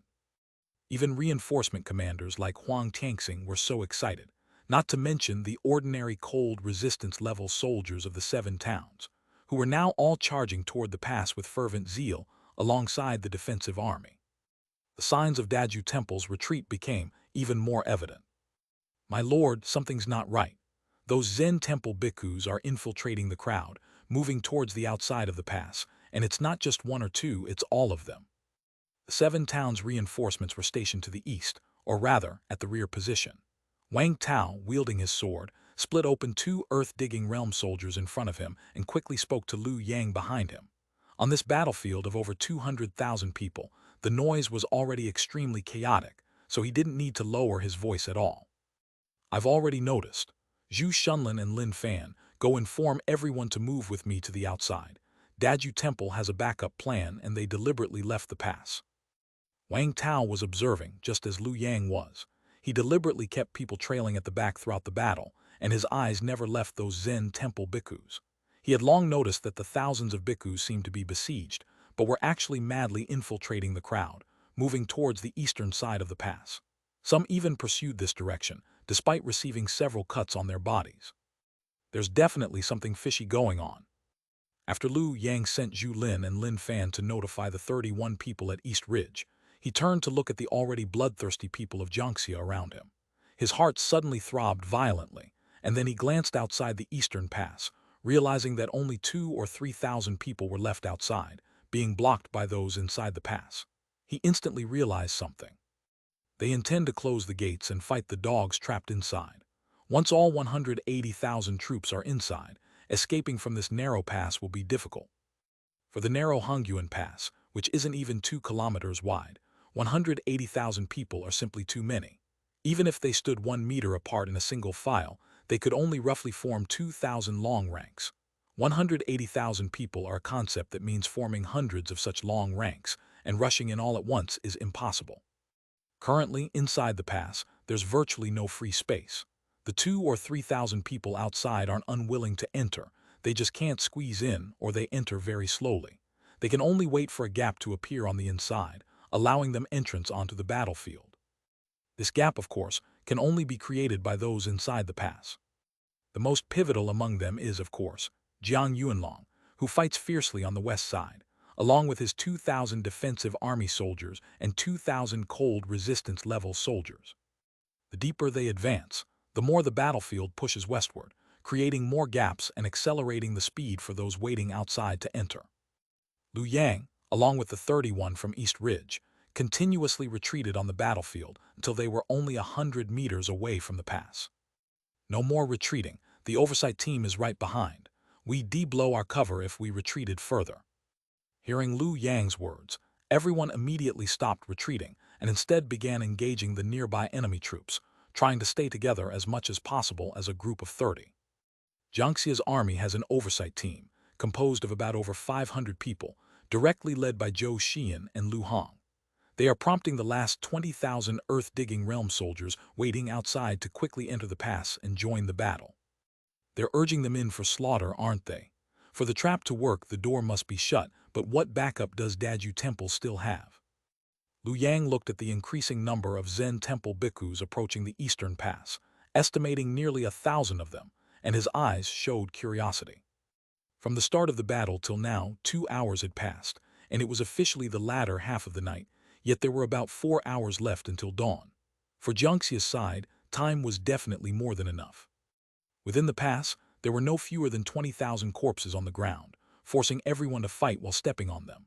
During cold resistance-level clashes, countries sometimes had to hurl bodies away with force. Essentially, the entire inside of the pass was like a battlefield with scattered limbs and corpses everywhere. it was not exaggerated to put it like that. Upon closer inspection, it could still be discerned that most of the corpses belonged to Daju Temple's soldiers, aligning with their current retreating situation. Daju Temple has only about 70,000 troops. With the death rate exceeding 20%, they're still not collapsing. This demon temple really does know how to bewitch people. Lu Yang looked at the Qinghepu army still fighting desperately, apprehension flashing in his eyes.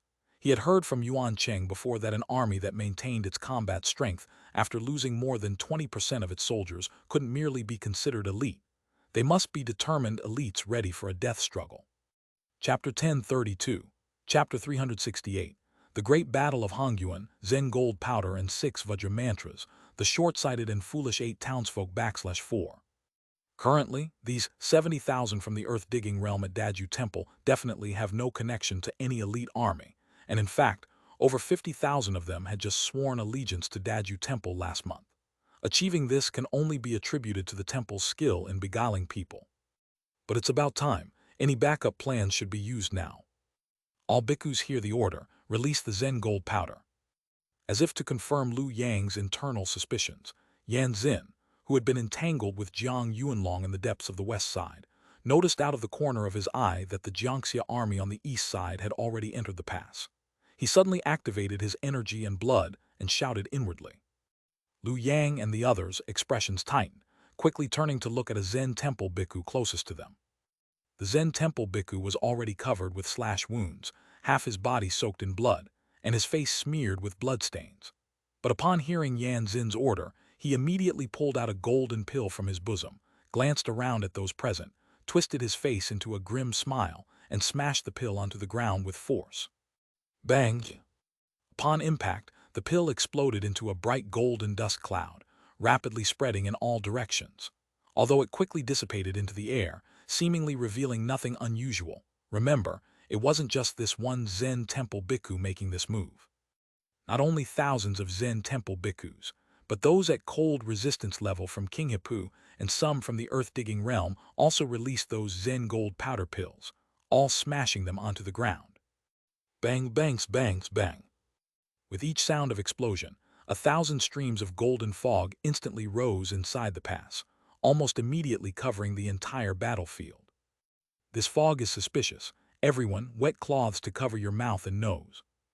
Jiang Yuanlong visibly panicked for a moment, but he promptly called out instructions for everyone to react accordingly. The temperature at the North Shore was extremely low, with ice blocks everywhere. Tearing off clothing to create a wet cloth wasn't difficult.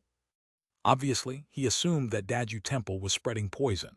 The earth-digging realm had strong poison resistance, and using a wet cloth to cover one's nose and mouth was indeed the best method to defend against toxin effects, especially for those at cold resistance level. Junior brother, assist me, everyone at Qinghepu, chant the 6 paths Vajra mantra. But it seems Jiang Yuanlong's thoughts were mistaken. Watching the Jiangxia side cover their mouths and noses with wet cloths, Yan Xin sneered a few times, then loudly ordered. 20 official bhikkhus spread across the battlefield continued to engage with their opponents while chanting loudly. I want Xia Hong ha. I want Xia Hong ha. Just like during last month's chanting, this time not only the earth-digging realm but all those at cold resistance level and thousands of Zen temple bhikkhus joined the 20 Zen temple bhikkhus chanting this 6-syllable mantra. After chanting 3 times, tens of thousands on the Qinghepu side suddenly shuddered, as if caught in some paralysis. Their faces instantly flushed red before gradually transforming into a pale gold. The cold resistance level on the Qinghepu side and thousands of Zen temple bhikkhus directly transformed into pure gold, emitting a strong golden glow under the night, like legendary golden arhats. The Master has bestowed divine power upon us, granting us a Vajra undying body. The 9 towns traitors have slaughtered our monks and killed our brethren. What are you waiting for? Slay the 9 towns traitors and avenge our humiliation. At this moment, Yan Xin's whole body shone with a golden light. Having fought Jiang Yuanlong for so long, his white monk's robe had become tattered and stained with blood. His face contorted fiercely as he said these words, raising his red Zen stick and pointing into the valley with a deep and low voice. Kill. Kill. Charge. Fight back and kill all the 9 towns traitors. One could clearly sense that only a minority of Daju Temple's side, totaling just over 10,000, were moved by Yan Xin's words. They were evidently from the earth-digging realm of Qinghepu, having experienced the Master's divine power last month, and thus they believed Yan Xin's words without a doubt, recklessly charging towards the Jiangxia enemy forces. Several from the earth-digging realm at Qinghepu wielded big sabers, charging at a defensive army soldier. Though their hysterical appearance was somewhat intimidating, given it was a battlefield and everyone was fighting for their lives, the soldier naturally wasn't frightened. The soldier directly parried the big saber with his sword. His eyes narrowed, lowering his sword's stance and thrusting it towards one of their chests. Clang! But after the thrust, the soldier's expression froze. His 1,000-forged longsword had only managed to pierce through the opponent's 100-forged iron armor, creating a clashing metallic sound with no further effect. Not daring to stay stunned for too long, the soldier's face changed dramatically. He tried to withdraw his longsword to retreat, for the other incoming earth-digging individuals were already swinging their big sabers at him. Unfortunately, he was still a bit slow. The one whose chest he had pierced directly grabbed his longsword, holding on tightly, being dragged several meters along the ground but not letting go, even lifting his head to reveal a grim smile. That grim smile seemed to toll the death knell for the Jiangxia town defensive army soldier. The other weapons were already coming down on him. Though protected by 1,000-forged armor, he wasn't immediately fatally wounded. Still, soon someone found the seam at his waist, directly stabbing a sword through it. Chapter 1033. Chapter 368.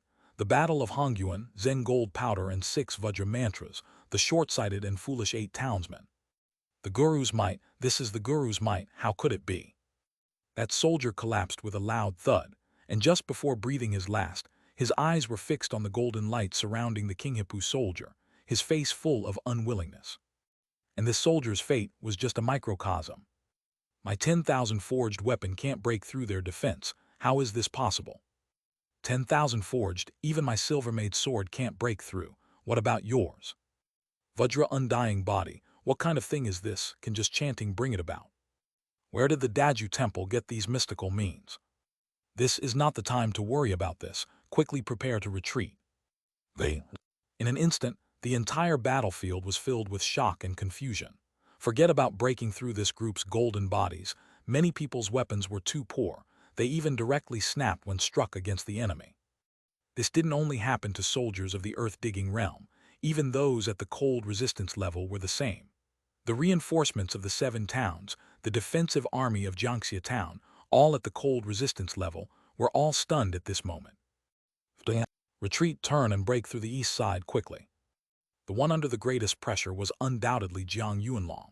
He was directly struck away by Yan Xin's Zen stick. Looking at the chipped longsword in his hand, then raising his head to see Yan Xin enveloped in golden light, he didn't hesitate at all. He didn't even look at the battle situation, directly ordering everyone behind him to retreat. They simply couldn't break through the opponent's defense. How could they continue fighting? No matter how many Jiangxia people there are, it's impossible to win. The reason these Zen temple bhikkhus didn't wear armor was now evident. With such mystical means, what need do they have for armor? Now you want to retreat too late. Upon hearing Yan Xin's words, Jiang Yuanlong glanced at the eastern pass, his entire face immediately flushing, his pupils trembling incessantly. So far, all 180,000 earth-digging realm soldiers had entered the pass. And more than 1,000 Zen temple bhikkhus had long been blocking the pass, and those with the golden bodies, relying on their invulnerability, charged directly through the crowd, quickly assembling on the east side. Closing the door to beat the dog, obviously not planning to let them out. Run, quickly run. Can't fight, simply can't fight. Staying here only means being killed. Can't break their defense. Frantic shouts kept ringing in his ears. Jiang Yuanlong saw the chaos in the valley, with not a hint of formation left, and finally realized that the Daju temple let them in on purpose, his face full of regret. Not just now, but even last night's snow forest raid was also deliberately lost. What a crafty tactic, sacrificing so many lives just to put on a show for our army chief, such a demon temple fiends. Upon suddenly realizing, Jiang Yuanlong looked up at Yan Xin, squeezing out each word almost through his teeth, showing his inner fury. As the battle at Hongyuan Pass raged on, a kilometer away on the northwestern mountain wall, 5 figures perched on the branches of a horizontally growing large tree, observing the battlefield intently. 8 towns have fallen. This Jiang Yuanlong is indeed a smart person, but he didn't consider that his opponent was a deceitful monster, one who doesn't value human life. Losing is no injustice. Vajra Undying Body, if I'm not mistaken, should be inhaling Zen gold powder, then chanting the spell 3 times, causing body transformation. It's similar to before, when holding a molten fire pill with the tongue, then chanting 3 times. It's the same tactic. The methods of those 5 gurus are indeed astonishing. With this kind of fighting, even an organized army would have a hard time winning, let alone 180,000 earth-digging realm soldiers. No wonder this Daju temple, with over 70,000 men, dares to occupy Hongyuan and rival the 8 towns. This Daju temple is definitely a scourge, not to be underestimated. Upon hearing Xia Chuan and the others' exclamations, Xia Hong's eyes flickered slightly. Then he suddenly turned to ask, I remember the last message Su Ning sent mentioned there being twin luminous green pupils in the Great Awakening Hall, and meeting their gaze means death, right? All 4 nodded, evidently not understanding why Xia Hong was asking this. Tongue, nose, eyes. Xia Hong pondered briefly. A gleam of insight flashed through his eyes, and he quickly concealed it, then turned to the 4 and smiled. Though it's just 180,000 earth-digging realm soldiers, it qualifies as a large-scale battle. You 4 are all in charge of commanding troops, bringing you here to observe. It can't just end with watching. This Jiang Yuanlong is certainly not stupid. If you 4 were in charge, it might not go better than him. Such a lesson paid with so many lives, you must all keep it in mind. Once we return to Huayuan, let Yuan Dao take the lead in compiling this battle into records, preserve it in the military department. Make sure every colonel and commander in the army carefully studies it. I don't want Great Xia to lose so many people in a battle like this in the future. As you command. Yuan Dao immediately clasped his hands in response, his expression considerably solemn. As the director of the military department, in charge of Great Xia's military affairs, he quickly recognized the importance of Xia Hong's order. Though only 2 regular armies participated in the Battle of Hongyuan, the combined forces exceeded 250,000, providing substantial educational significance to Great Xia, which had never experienced such a large-scale battle. 18,000 men, drawn from every village-level camp within the 8 towns' territory, all lost in one battle. Judging by the Daju temple, they intend to kill many. Isn't 8 towns at a significant loss this time? Upon Yuan Cheng's remark, Xia Chuan and the other 3 immediately shook their heads. Chapter 1034, Chapter 368, The Hongyuan Battle, Zen Gold Powder and 6 Vajra Mantras, the short-sighted and foolish 8 townspeople. Xia Hong smiled and said, How is it a big loss?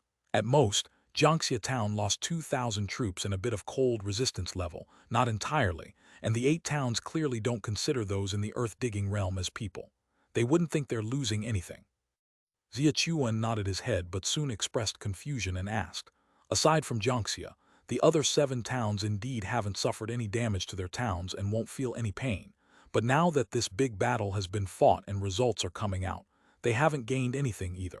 So why did they send so many people to support Jiangxia? Upon hearing this, Yuan Dao, Yuan Cheng, and Luo Yuan all fell into contemplation, obviously not having considered this issue clearly for the moment. Only Xia Hong seemed to have sensed something and suddenly looked up towards the battlefield at the pass, his eyes revealing a gleam of insight as he said, Who says they got nothing? The Vajra Master has already arrived. The 4 of Xia Chuan were taken aback and quickly looked towards the pass. Bang, bang. The distance was too far, and the 4 couldn't see completely, but they noticed 2 golden lights fiercely clashing on the eastern side of the pass. Just from the massive commotion, they could infer the strength of these 2 individuals. The Vajra Master Zai Huzhang, again it's these 2. Xia Hong, worried about arousing the vigilance of those 2 at the Xianyang level, didn't dare to casually perceive the situation on the battlefield. But his vision was much stronger than the 4 of Xia Chuan. After seeing the appearance of the 2 at the pass and combining it with the news sent by Xiang Liang, he quickly identified their identities. Hongyuan is the gateway to the North Shore. Once it's lost, the Xing River North Bank will have nothing to do with Jiangxia town anymore. It's understandable that they are unwilling. As Luo Yuan's words fell, Yuan Dao immediately shook his head and added, "But it's not just that. Losing Hongyuan is like opening the doors of the entire territory of Jiangxia to the Daju Temple. Do you think that, with the Daju Temple's strength, if the 7 towns don't help, could Jiangxia alone block them? What use is it if only Xia Hong comes? He has already been defeated by the Vajra Master once at King Village, and naturally, the result this time will be the same. If only he comes, Hongyuan will be lost for sure." Hearing Xia Chuan's words, Yuan Cheng immediately asked in confusion. According to the minister and director Yuan's statement, Hongyuan is crucial to Jiangxia. The other 7 towns might not care, but what about Jiangxia's Lord Zhang Yinglong? Is he just going to sit back and watch Hongyuan be taken by the Daju Temple? You don't think the 7 towns would go to such great lengths, mobilizing a total of 180,000 people at Hongyuan, just to lure out the Vajra Master, do you? Xia Hong suddenly turned to look at everyone, seeing their puzzled expressions, smiled and continued, "Didn't you just say that the 7 towns haven't gained anything until now?" After saying this, he directly pointed towards the west, his eyes showing a hint of disdain. The 8 towns don't care about the outcome of the Hongyuan battle at all. At most, Jiangxia town is willing to put in a bit of effort. They only care about the masters Hongyuan has attracted. If I'm not wrong, the 8 towns, including Jiangxia's Lord Zhang Yinglong, should all be there now. The 4 of Xia Chuan looked in the direction Xia Hong pointed, their expressions suddenly shocked. To the west, it was unmistakably the direction of the Daju Temple. So that's how it is. The 4 showed a sudden realization on their faces. Hongyuan is just a decoy. To them, 180,000 earth-digging realm soldiers mean nothing. It's mainly to attract the attention of the Daju Temple. The ultimate goal of the 8 towns is still the 4 masters of the Daju Temple, or rather, the deceitful monsters behind the 4 masters. These people are too ruthless just to attract attention. Do they need so many lives? There are 5,000 Zen temple bhikkhus, 5 great chiefs, and 20 official bhikkhus here. The Vajra Master has already revealed himself. Over at the Daju Temple, there are at most 4 masters right now. It indeed is a good opportunity to go over there. Who says there are only 4 masters? After Xia Chuan said this last sentence, Yuan Dao and the other 2 immediately reacted, and their expressions became remarkably marvelous. The Daju Temple has at least over 700 official bhikkhus. Hongyuan here is not their entire strength. Upon hearing Xia Chuan's words, Xia Hong turned to look in the direction of the Daju Temple. A flicker of impulse crossed his eyes, followed by shaking his head with a laugh. The 8 towns are interesting. They want to seize treasures but are afraid of being exploited by other towns. They don't want to join forces against the Daju Temple, preferring to lose more people, just to figure out the strength first, short-sighted and foolish. This mocking tone, indeed, carried a bit of an omniscient perspective. Xia Hong imagined that if he were in the position of the 9 towns, he probably could only do the same. But it's just as well, let them test it out first. If they really have the ability to kill those masters and destroy the Daju Temple, it's a good thing indeed. I'll first see the skills of this Vajra Master. After saying this, Xia Hong shook his head and looked towards the pass. The strength of these masters of the Daju Temple was definitely not simple, let alone over 700 official bhikkhus there. If the leaders of the 8 towns had such power to destroy the Daju Temple, then he would be concerned instead. Hongyuan Pass East Side. Amidst the air, Xia Hong, wearing a golden robe with his left arm still in a sling, was floating, holding the 12-hole silver ring ink silver saber, angrily glaring at the Vajra Master before him, speaking in a deep voice. Vajra Master, the Daju Temple has already taken over the 2 villages of Jinbai Dragon River, and now you even want to occupy Hongyuan.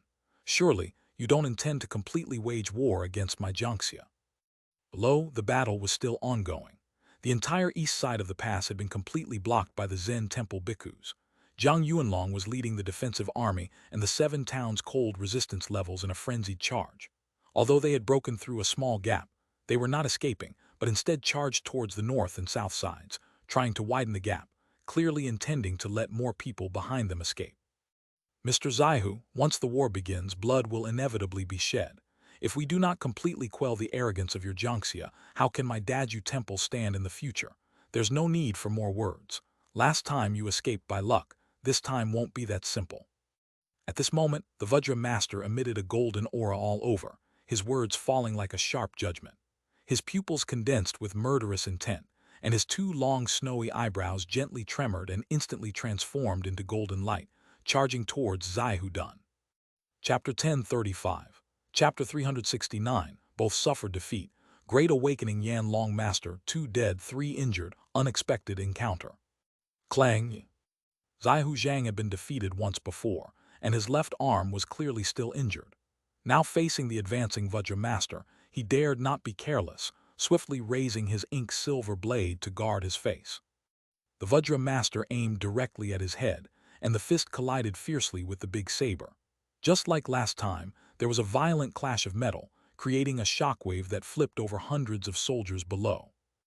Xia Hong endured the impact, retreating more than 10 meters, his saber shaking wildly, while the Vajra Master who attacked him stood still, his gaze cold. They were fighting in a low-altitude area, at most 200 to 300 meters from the ground. The power of one at the Xianyang level could easily have hundreds of main impacts, and even a slight collision could shock many in the earth-digging realm to death. Fortunately, their duel was outside the pass to the east, where 2,000 defensive army, Xianyang level of the 7 towns, and Zen temple bhikkhus from Daju Temple were entangled, precisely following Jiang Yuanlong's breakthrough. Retreat quickly. Xia Hong's shout revealed his lack of fighting spirit, choosing to battle at this low altitude just to knock over the Zen temple bhikkhus outside, allowing Jiang Yuanlong and others to retreat in time. Retreat. Jiang Yuanlong and the others could have retreated, but they stayed to widen the escape route for the earth-digging realm in the rear. Seeing Xia Hong suffer in the first exchange with the Vajra Master and hearing his urgent plea, they dared not linger any longer. With a shout, they led the remaining defensive army and crazily fled eastward. The remaining cold resistance-level soldiers of the 7 towns also ran frantically behind him. Next were the 180,000 earth-digging realm, though now far fewer, possibly just over 100,000, also scrambling to escape eastward, fearing they might lag behind. I am Yan Xin, the chief disciple of Great Awakening Yan Long Master from Daju Temple. From now on, all from the 9 towns in the earth-digging realm who kneel and disarm will be spared. I promise to release you all back to your towns after the war. Those who stubbornly assault the pass will be killed without mercy. The voice of Yan Xin echoed across the battlefield. Initially, those who laid down their weapons were few, but as Jiang Yuanlong led the defensive army and all the cold resistance levels to retreat, and the pass was closed again, the numbers began to surge. Demon Temple, your heart is punishable. Clang.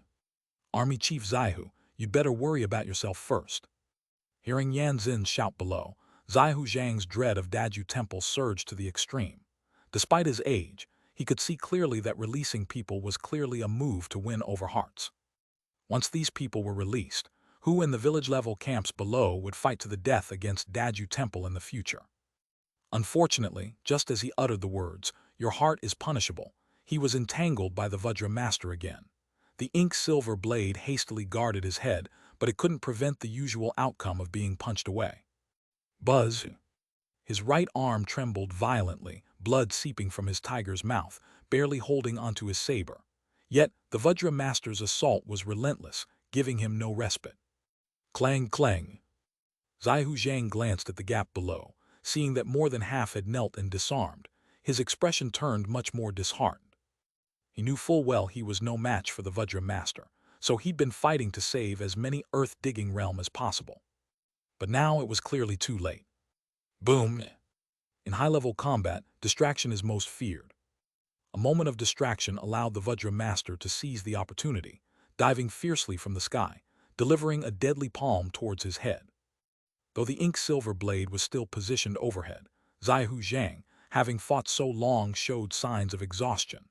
Had he not tilted the blade at the last moment, the ink-silver blade might have cleaved into his own head. Yet even so, the flat of the blade bearing the Vajra Master's 7-jun force came crashing down on his skull, smashing him directly to the ground from midair. Crash! With ice everywhere at Hongyuan Port, and the Xianyang level's body strength combined with the downward momentum of 7-jun force, Xia Hong's landing did not scatter any snow mist, but directly cracked the ground's ice, embedding him like a stake into the earth. Prepare to die. Seeing Xia Hong severely injured by him, the Vajra Master, relentless, eyes cold, appeared above his head almost immediately after he fell. His look was murderous, body shimmering with golden light, transforming his right hand into a blade, slamming down towards Zai Huqin's head. That strike, if it landed, would be fatal. Army Chief. Sir? On the eastern outskirts, Zhang Yuanlong, Zhang Yuanhua, Zai Huqin, and over a dozen Jiangxia leaders who hadn't gone far, were filled with fear and shock upon witnessing this scene. Conversely, the Daju Temple side, whether Yan Xin or the other 4 chief bhikkhus, as well as the Zen Temple bhikkhus or the cold resistance level earth-digging realm from Qinghepu, were all extremely excited, clearly anticipating what was to happen. Whoosh! However, just at this critical moment, black chilling blade suddenly aimed for the Vajra Master's face. Chapter 1036, Chapter 369, both suffer crushing defeat, Great Awakening Yanlong Master, 2 dead and 3 injured, unexpected encounter 2. No one expected that Zai Huzhang, who had been heavily injured, would suddenly draw from his waist a slender black soft sword. The sword was just over a meter long and barely half an inch wide, and compared to normal weapons, it was no exaggeration to call it a thin needle. As soon as the soft sword was drawn out, it instantly straightened. Zai Huzhang propelled himself off the ground, his body directly piercing through the ice surface, his right arm sharply raised and thrust forward, and this was the origin of that streak of black cold edge. It was already nighttime, and the term black cold edge sounded strange, but the cold edge Zai Huzhang sliced out at this moment was indeed black, a black that was even more pure and absolute than the night's darkness. If I can't break through your whole body, can I still break your weak spot? Die. The strike from Zai Huzhang was clearly premeditated. When he flew out from the ice layer, a 500-foot silver bone appearance phantom suddenly rose behind him. It also wielded a black soft sword, mirroring Zai Huzhang's movements, and suddenly stabbed towards the Vajra Master's face and pupils. The weak spot he referred to was the eyes. The Vajra Master's physical strength was far too high. His ink-silver blade couldn't penetrate no matter where it attacked. The weak spot was the only solution. From the moment he appeared tonight, he had been continuously creating vulnerabilities and numbing the Vajra Master, all for this very strike. This slender, soft sword hidden at his waist was clearly also prepared specifically. Slit. Success. Zai Huzhang felt his soft sword successfully pierce the Vajra Master's left eye. A vicious expression spread across his face. His right hand's strength suddenly increased, attempting to directly smash the Vajra Master's head with one strike. Crack. However, the soft sword only advanced a mere inch, when its tip pierced the skull, emerging from the back of the head. At that moment, seeing the Vajra Master's face remain unchanged, Zai Huzhang's expression immediately altered. The weak spot and bones had all shattered, yet there was no reaction at all. This Vajra Master is not a normal person. This thought flashed through his mind, his heart pounded fiercely, and an intense sense of danger flooded him. He even abandoned the soft sword in his hand, grabbed the ink-silver blade at his side, and attempted to escape. Bang! Just like it confirmed Zai Huzhang's thoughts, the Vajra Master with the soft sword stuck in his left eye appeared unaffected. Before Zai Huzhang could attempt to escape, he stretched out his right fist, smashing directly into Zai Huzhang's shoulder. This punch didn't even alter in strength. It was still a precise 7 average units. Slit. Zai Huzhang's body was launched like a cannonball, unwilling to pause for even a moment. Despite the severe pain, he directly attempted to flee eastward. Yan Xin, take people to clean up the battlefield. I'm going after the thief. The Vajra Master clearly did not intend to let Zai Huzhang escape. Despite the soft sword in his left eye, he still appeared unaffected, told Yan Xin his command, and suddenly flew off, transformed into a streak of golden light chasing after Zai Huzhang. Defeated. This battle was evidently a thorough defeat for the 8 towns. Not only were the entire army of 180,000 buried, Hongyuan was entirely lost, and even Zai Huzhang, the Jiangxia army chief, was defeated for the 2nd time by the Vajra Master. From the looks of it, his survival afterward was uncertain. It's almost dawn. Everyone follow me to enter Hongyuan village, count the surrendered soldiers, select the earth-digging realm of the 9 towns, the Zen temple disciples, guard the Hongyuan Pass and the surroundings of Hongyuan village, strictly prevent spies from the 9 towns from investigating. Comply with the command of the Zenith. Yan Xin walked out from the battlefield littered with corpses in Hongyuan, gazing towards the eastern side of the Nine Towns territory with a commanding expression. After giving orders, he led the way towards Hongyuan village. Having won the battle, the soldiers of the Qinghipu army naturally carried their heads high, following him closely behind, dragging the disarmed Eight Towns army along. Hongyuan village was merely a kilometer east of Hongyuan. With Hongyuan in their hands, the village naturally fell to them. This marked the preliminary results of the battle, which began on the 17th of last month, and, counting from dawn, would end on November 30th, spanning 43 days. Daju Temple captured 3 villages at once, and also gained control of Hongyuan, wresting the entrance of the north banks of the Heng River from the hands of Jiangxia Town. On a smaller scale, it concerned Jiangxia Town. On a larger scale, it concerned the entirety of the external eastern side of the Nine Towns territory, which from now onward was unveiled before Daju Temple. Many people could discern this. The expressions of the cold resistance levels from Qinghipu were visibly excited, indicating this. Certainly, not everyone was celebrating. At the rear of the crowd, mixed in with the earth-digging realm, were Xiang Liang and Bai Shengqiu, whose expressions were anxious. Strangely, their skin also showed a golden hue, but if examined closely, their gold differed slightly from other cold resistance levels from Qinghipu. The effect of the molten fire pill lasted only 2 hours. This Zen gold powder shouldn't last too long either, should it? If it doesn't fade soon, we're going to be exposed. Xiang Liang and Bai Shengqiu both called out inwardly in worry, unable to approach other cold resistance levels, remaining mixed at the back, anxiously hoping everyone would quickly return to normal. The gold on their bodies was hastily smeared from battlefield items, using Zen gold powder given by the bhikkhu. Given the previous situation with the molten fire pill on the 17th of last month, they dared not use Daju Temple's items or chance. On the battlefield, both of them mostly hid in the farthest corners. Upon seeing the changes in others, they resourcefully applied Zen gold powder to exposed body parts and mixed in with the earth-digging realm troops, barely managing to get by. Chapter 1037, Chapter 369, both suffer crushing defeat, Great Awakening Yen Long Master, 2 dead 3 injured, Unexpected Encounter Part 3. At this moment the battle has ended, and the golden light on everyone's body has yet to fade away. The 2 individuals had no choice but to continue pretending. Eyes and skull were pierced through, yet completely unharmed. This Vajra Master is surely not an ordinary Xianyang level being. What kind of monster is he? Approximately 7 to 8 kilometers east of Hongyuan, 2 golden figures suddenly streaked across the sky, one in front of the other.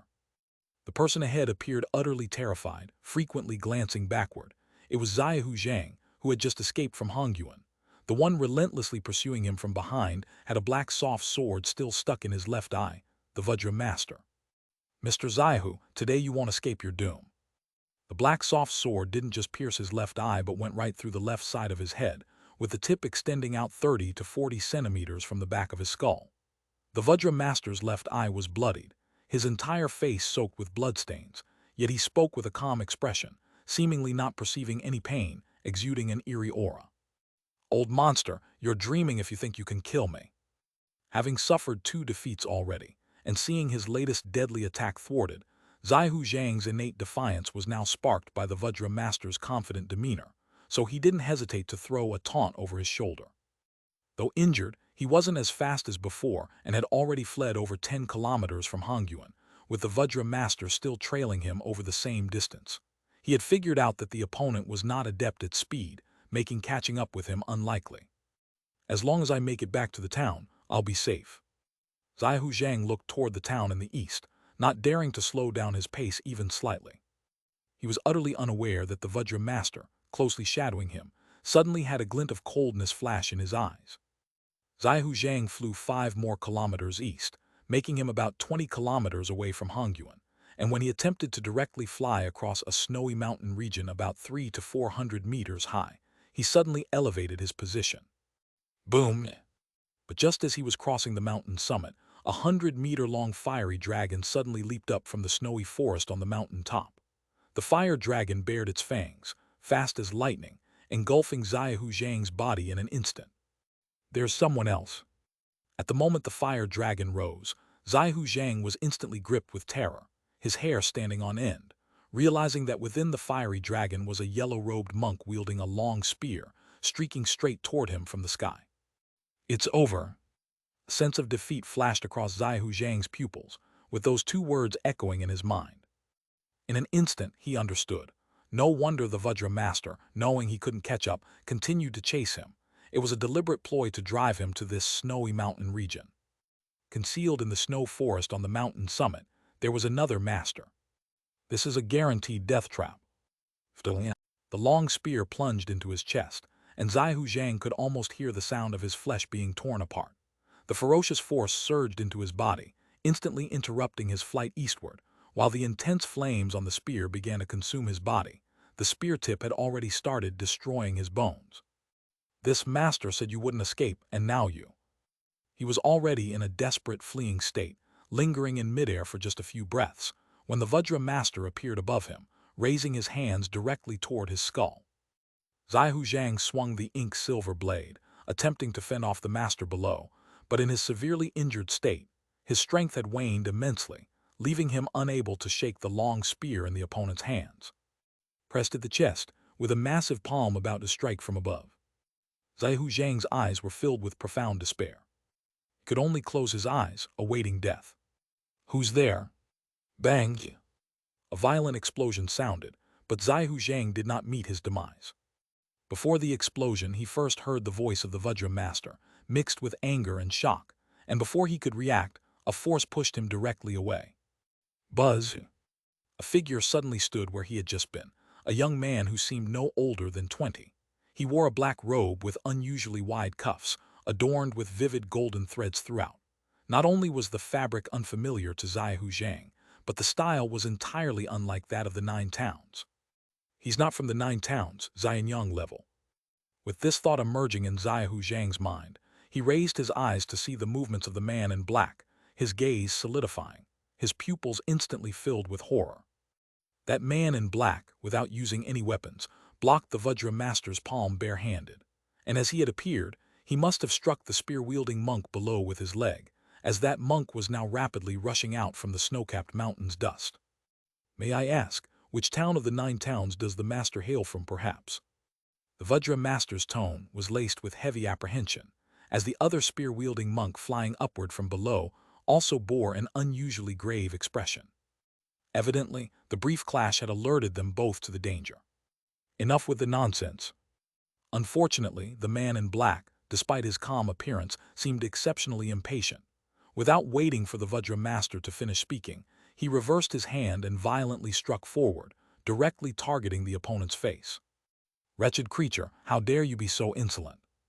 Enraged by the black-robed man's stance, the spear-wielding monk shouted furiously, his spear suddenly igniting, erupting with thick flames reminiscent of the fiery dragon that had ambushed Xia Zhang earlier, lunging straight toward the back of the man in black. Clang!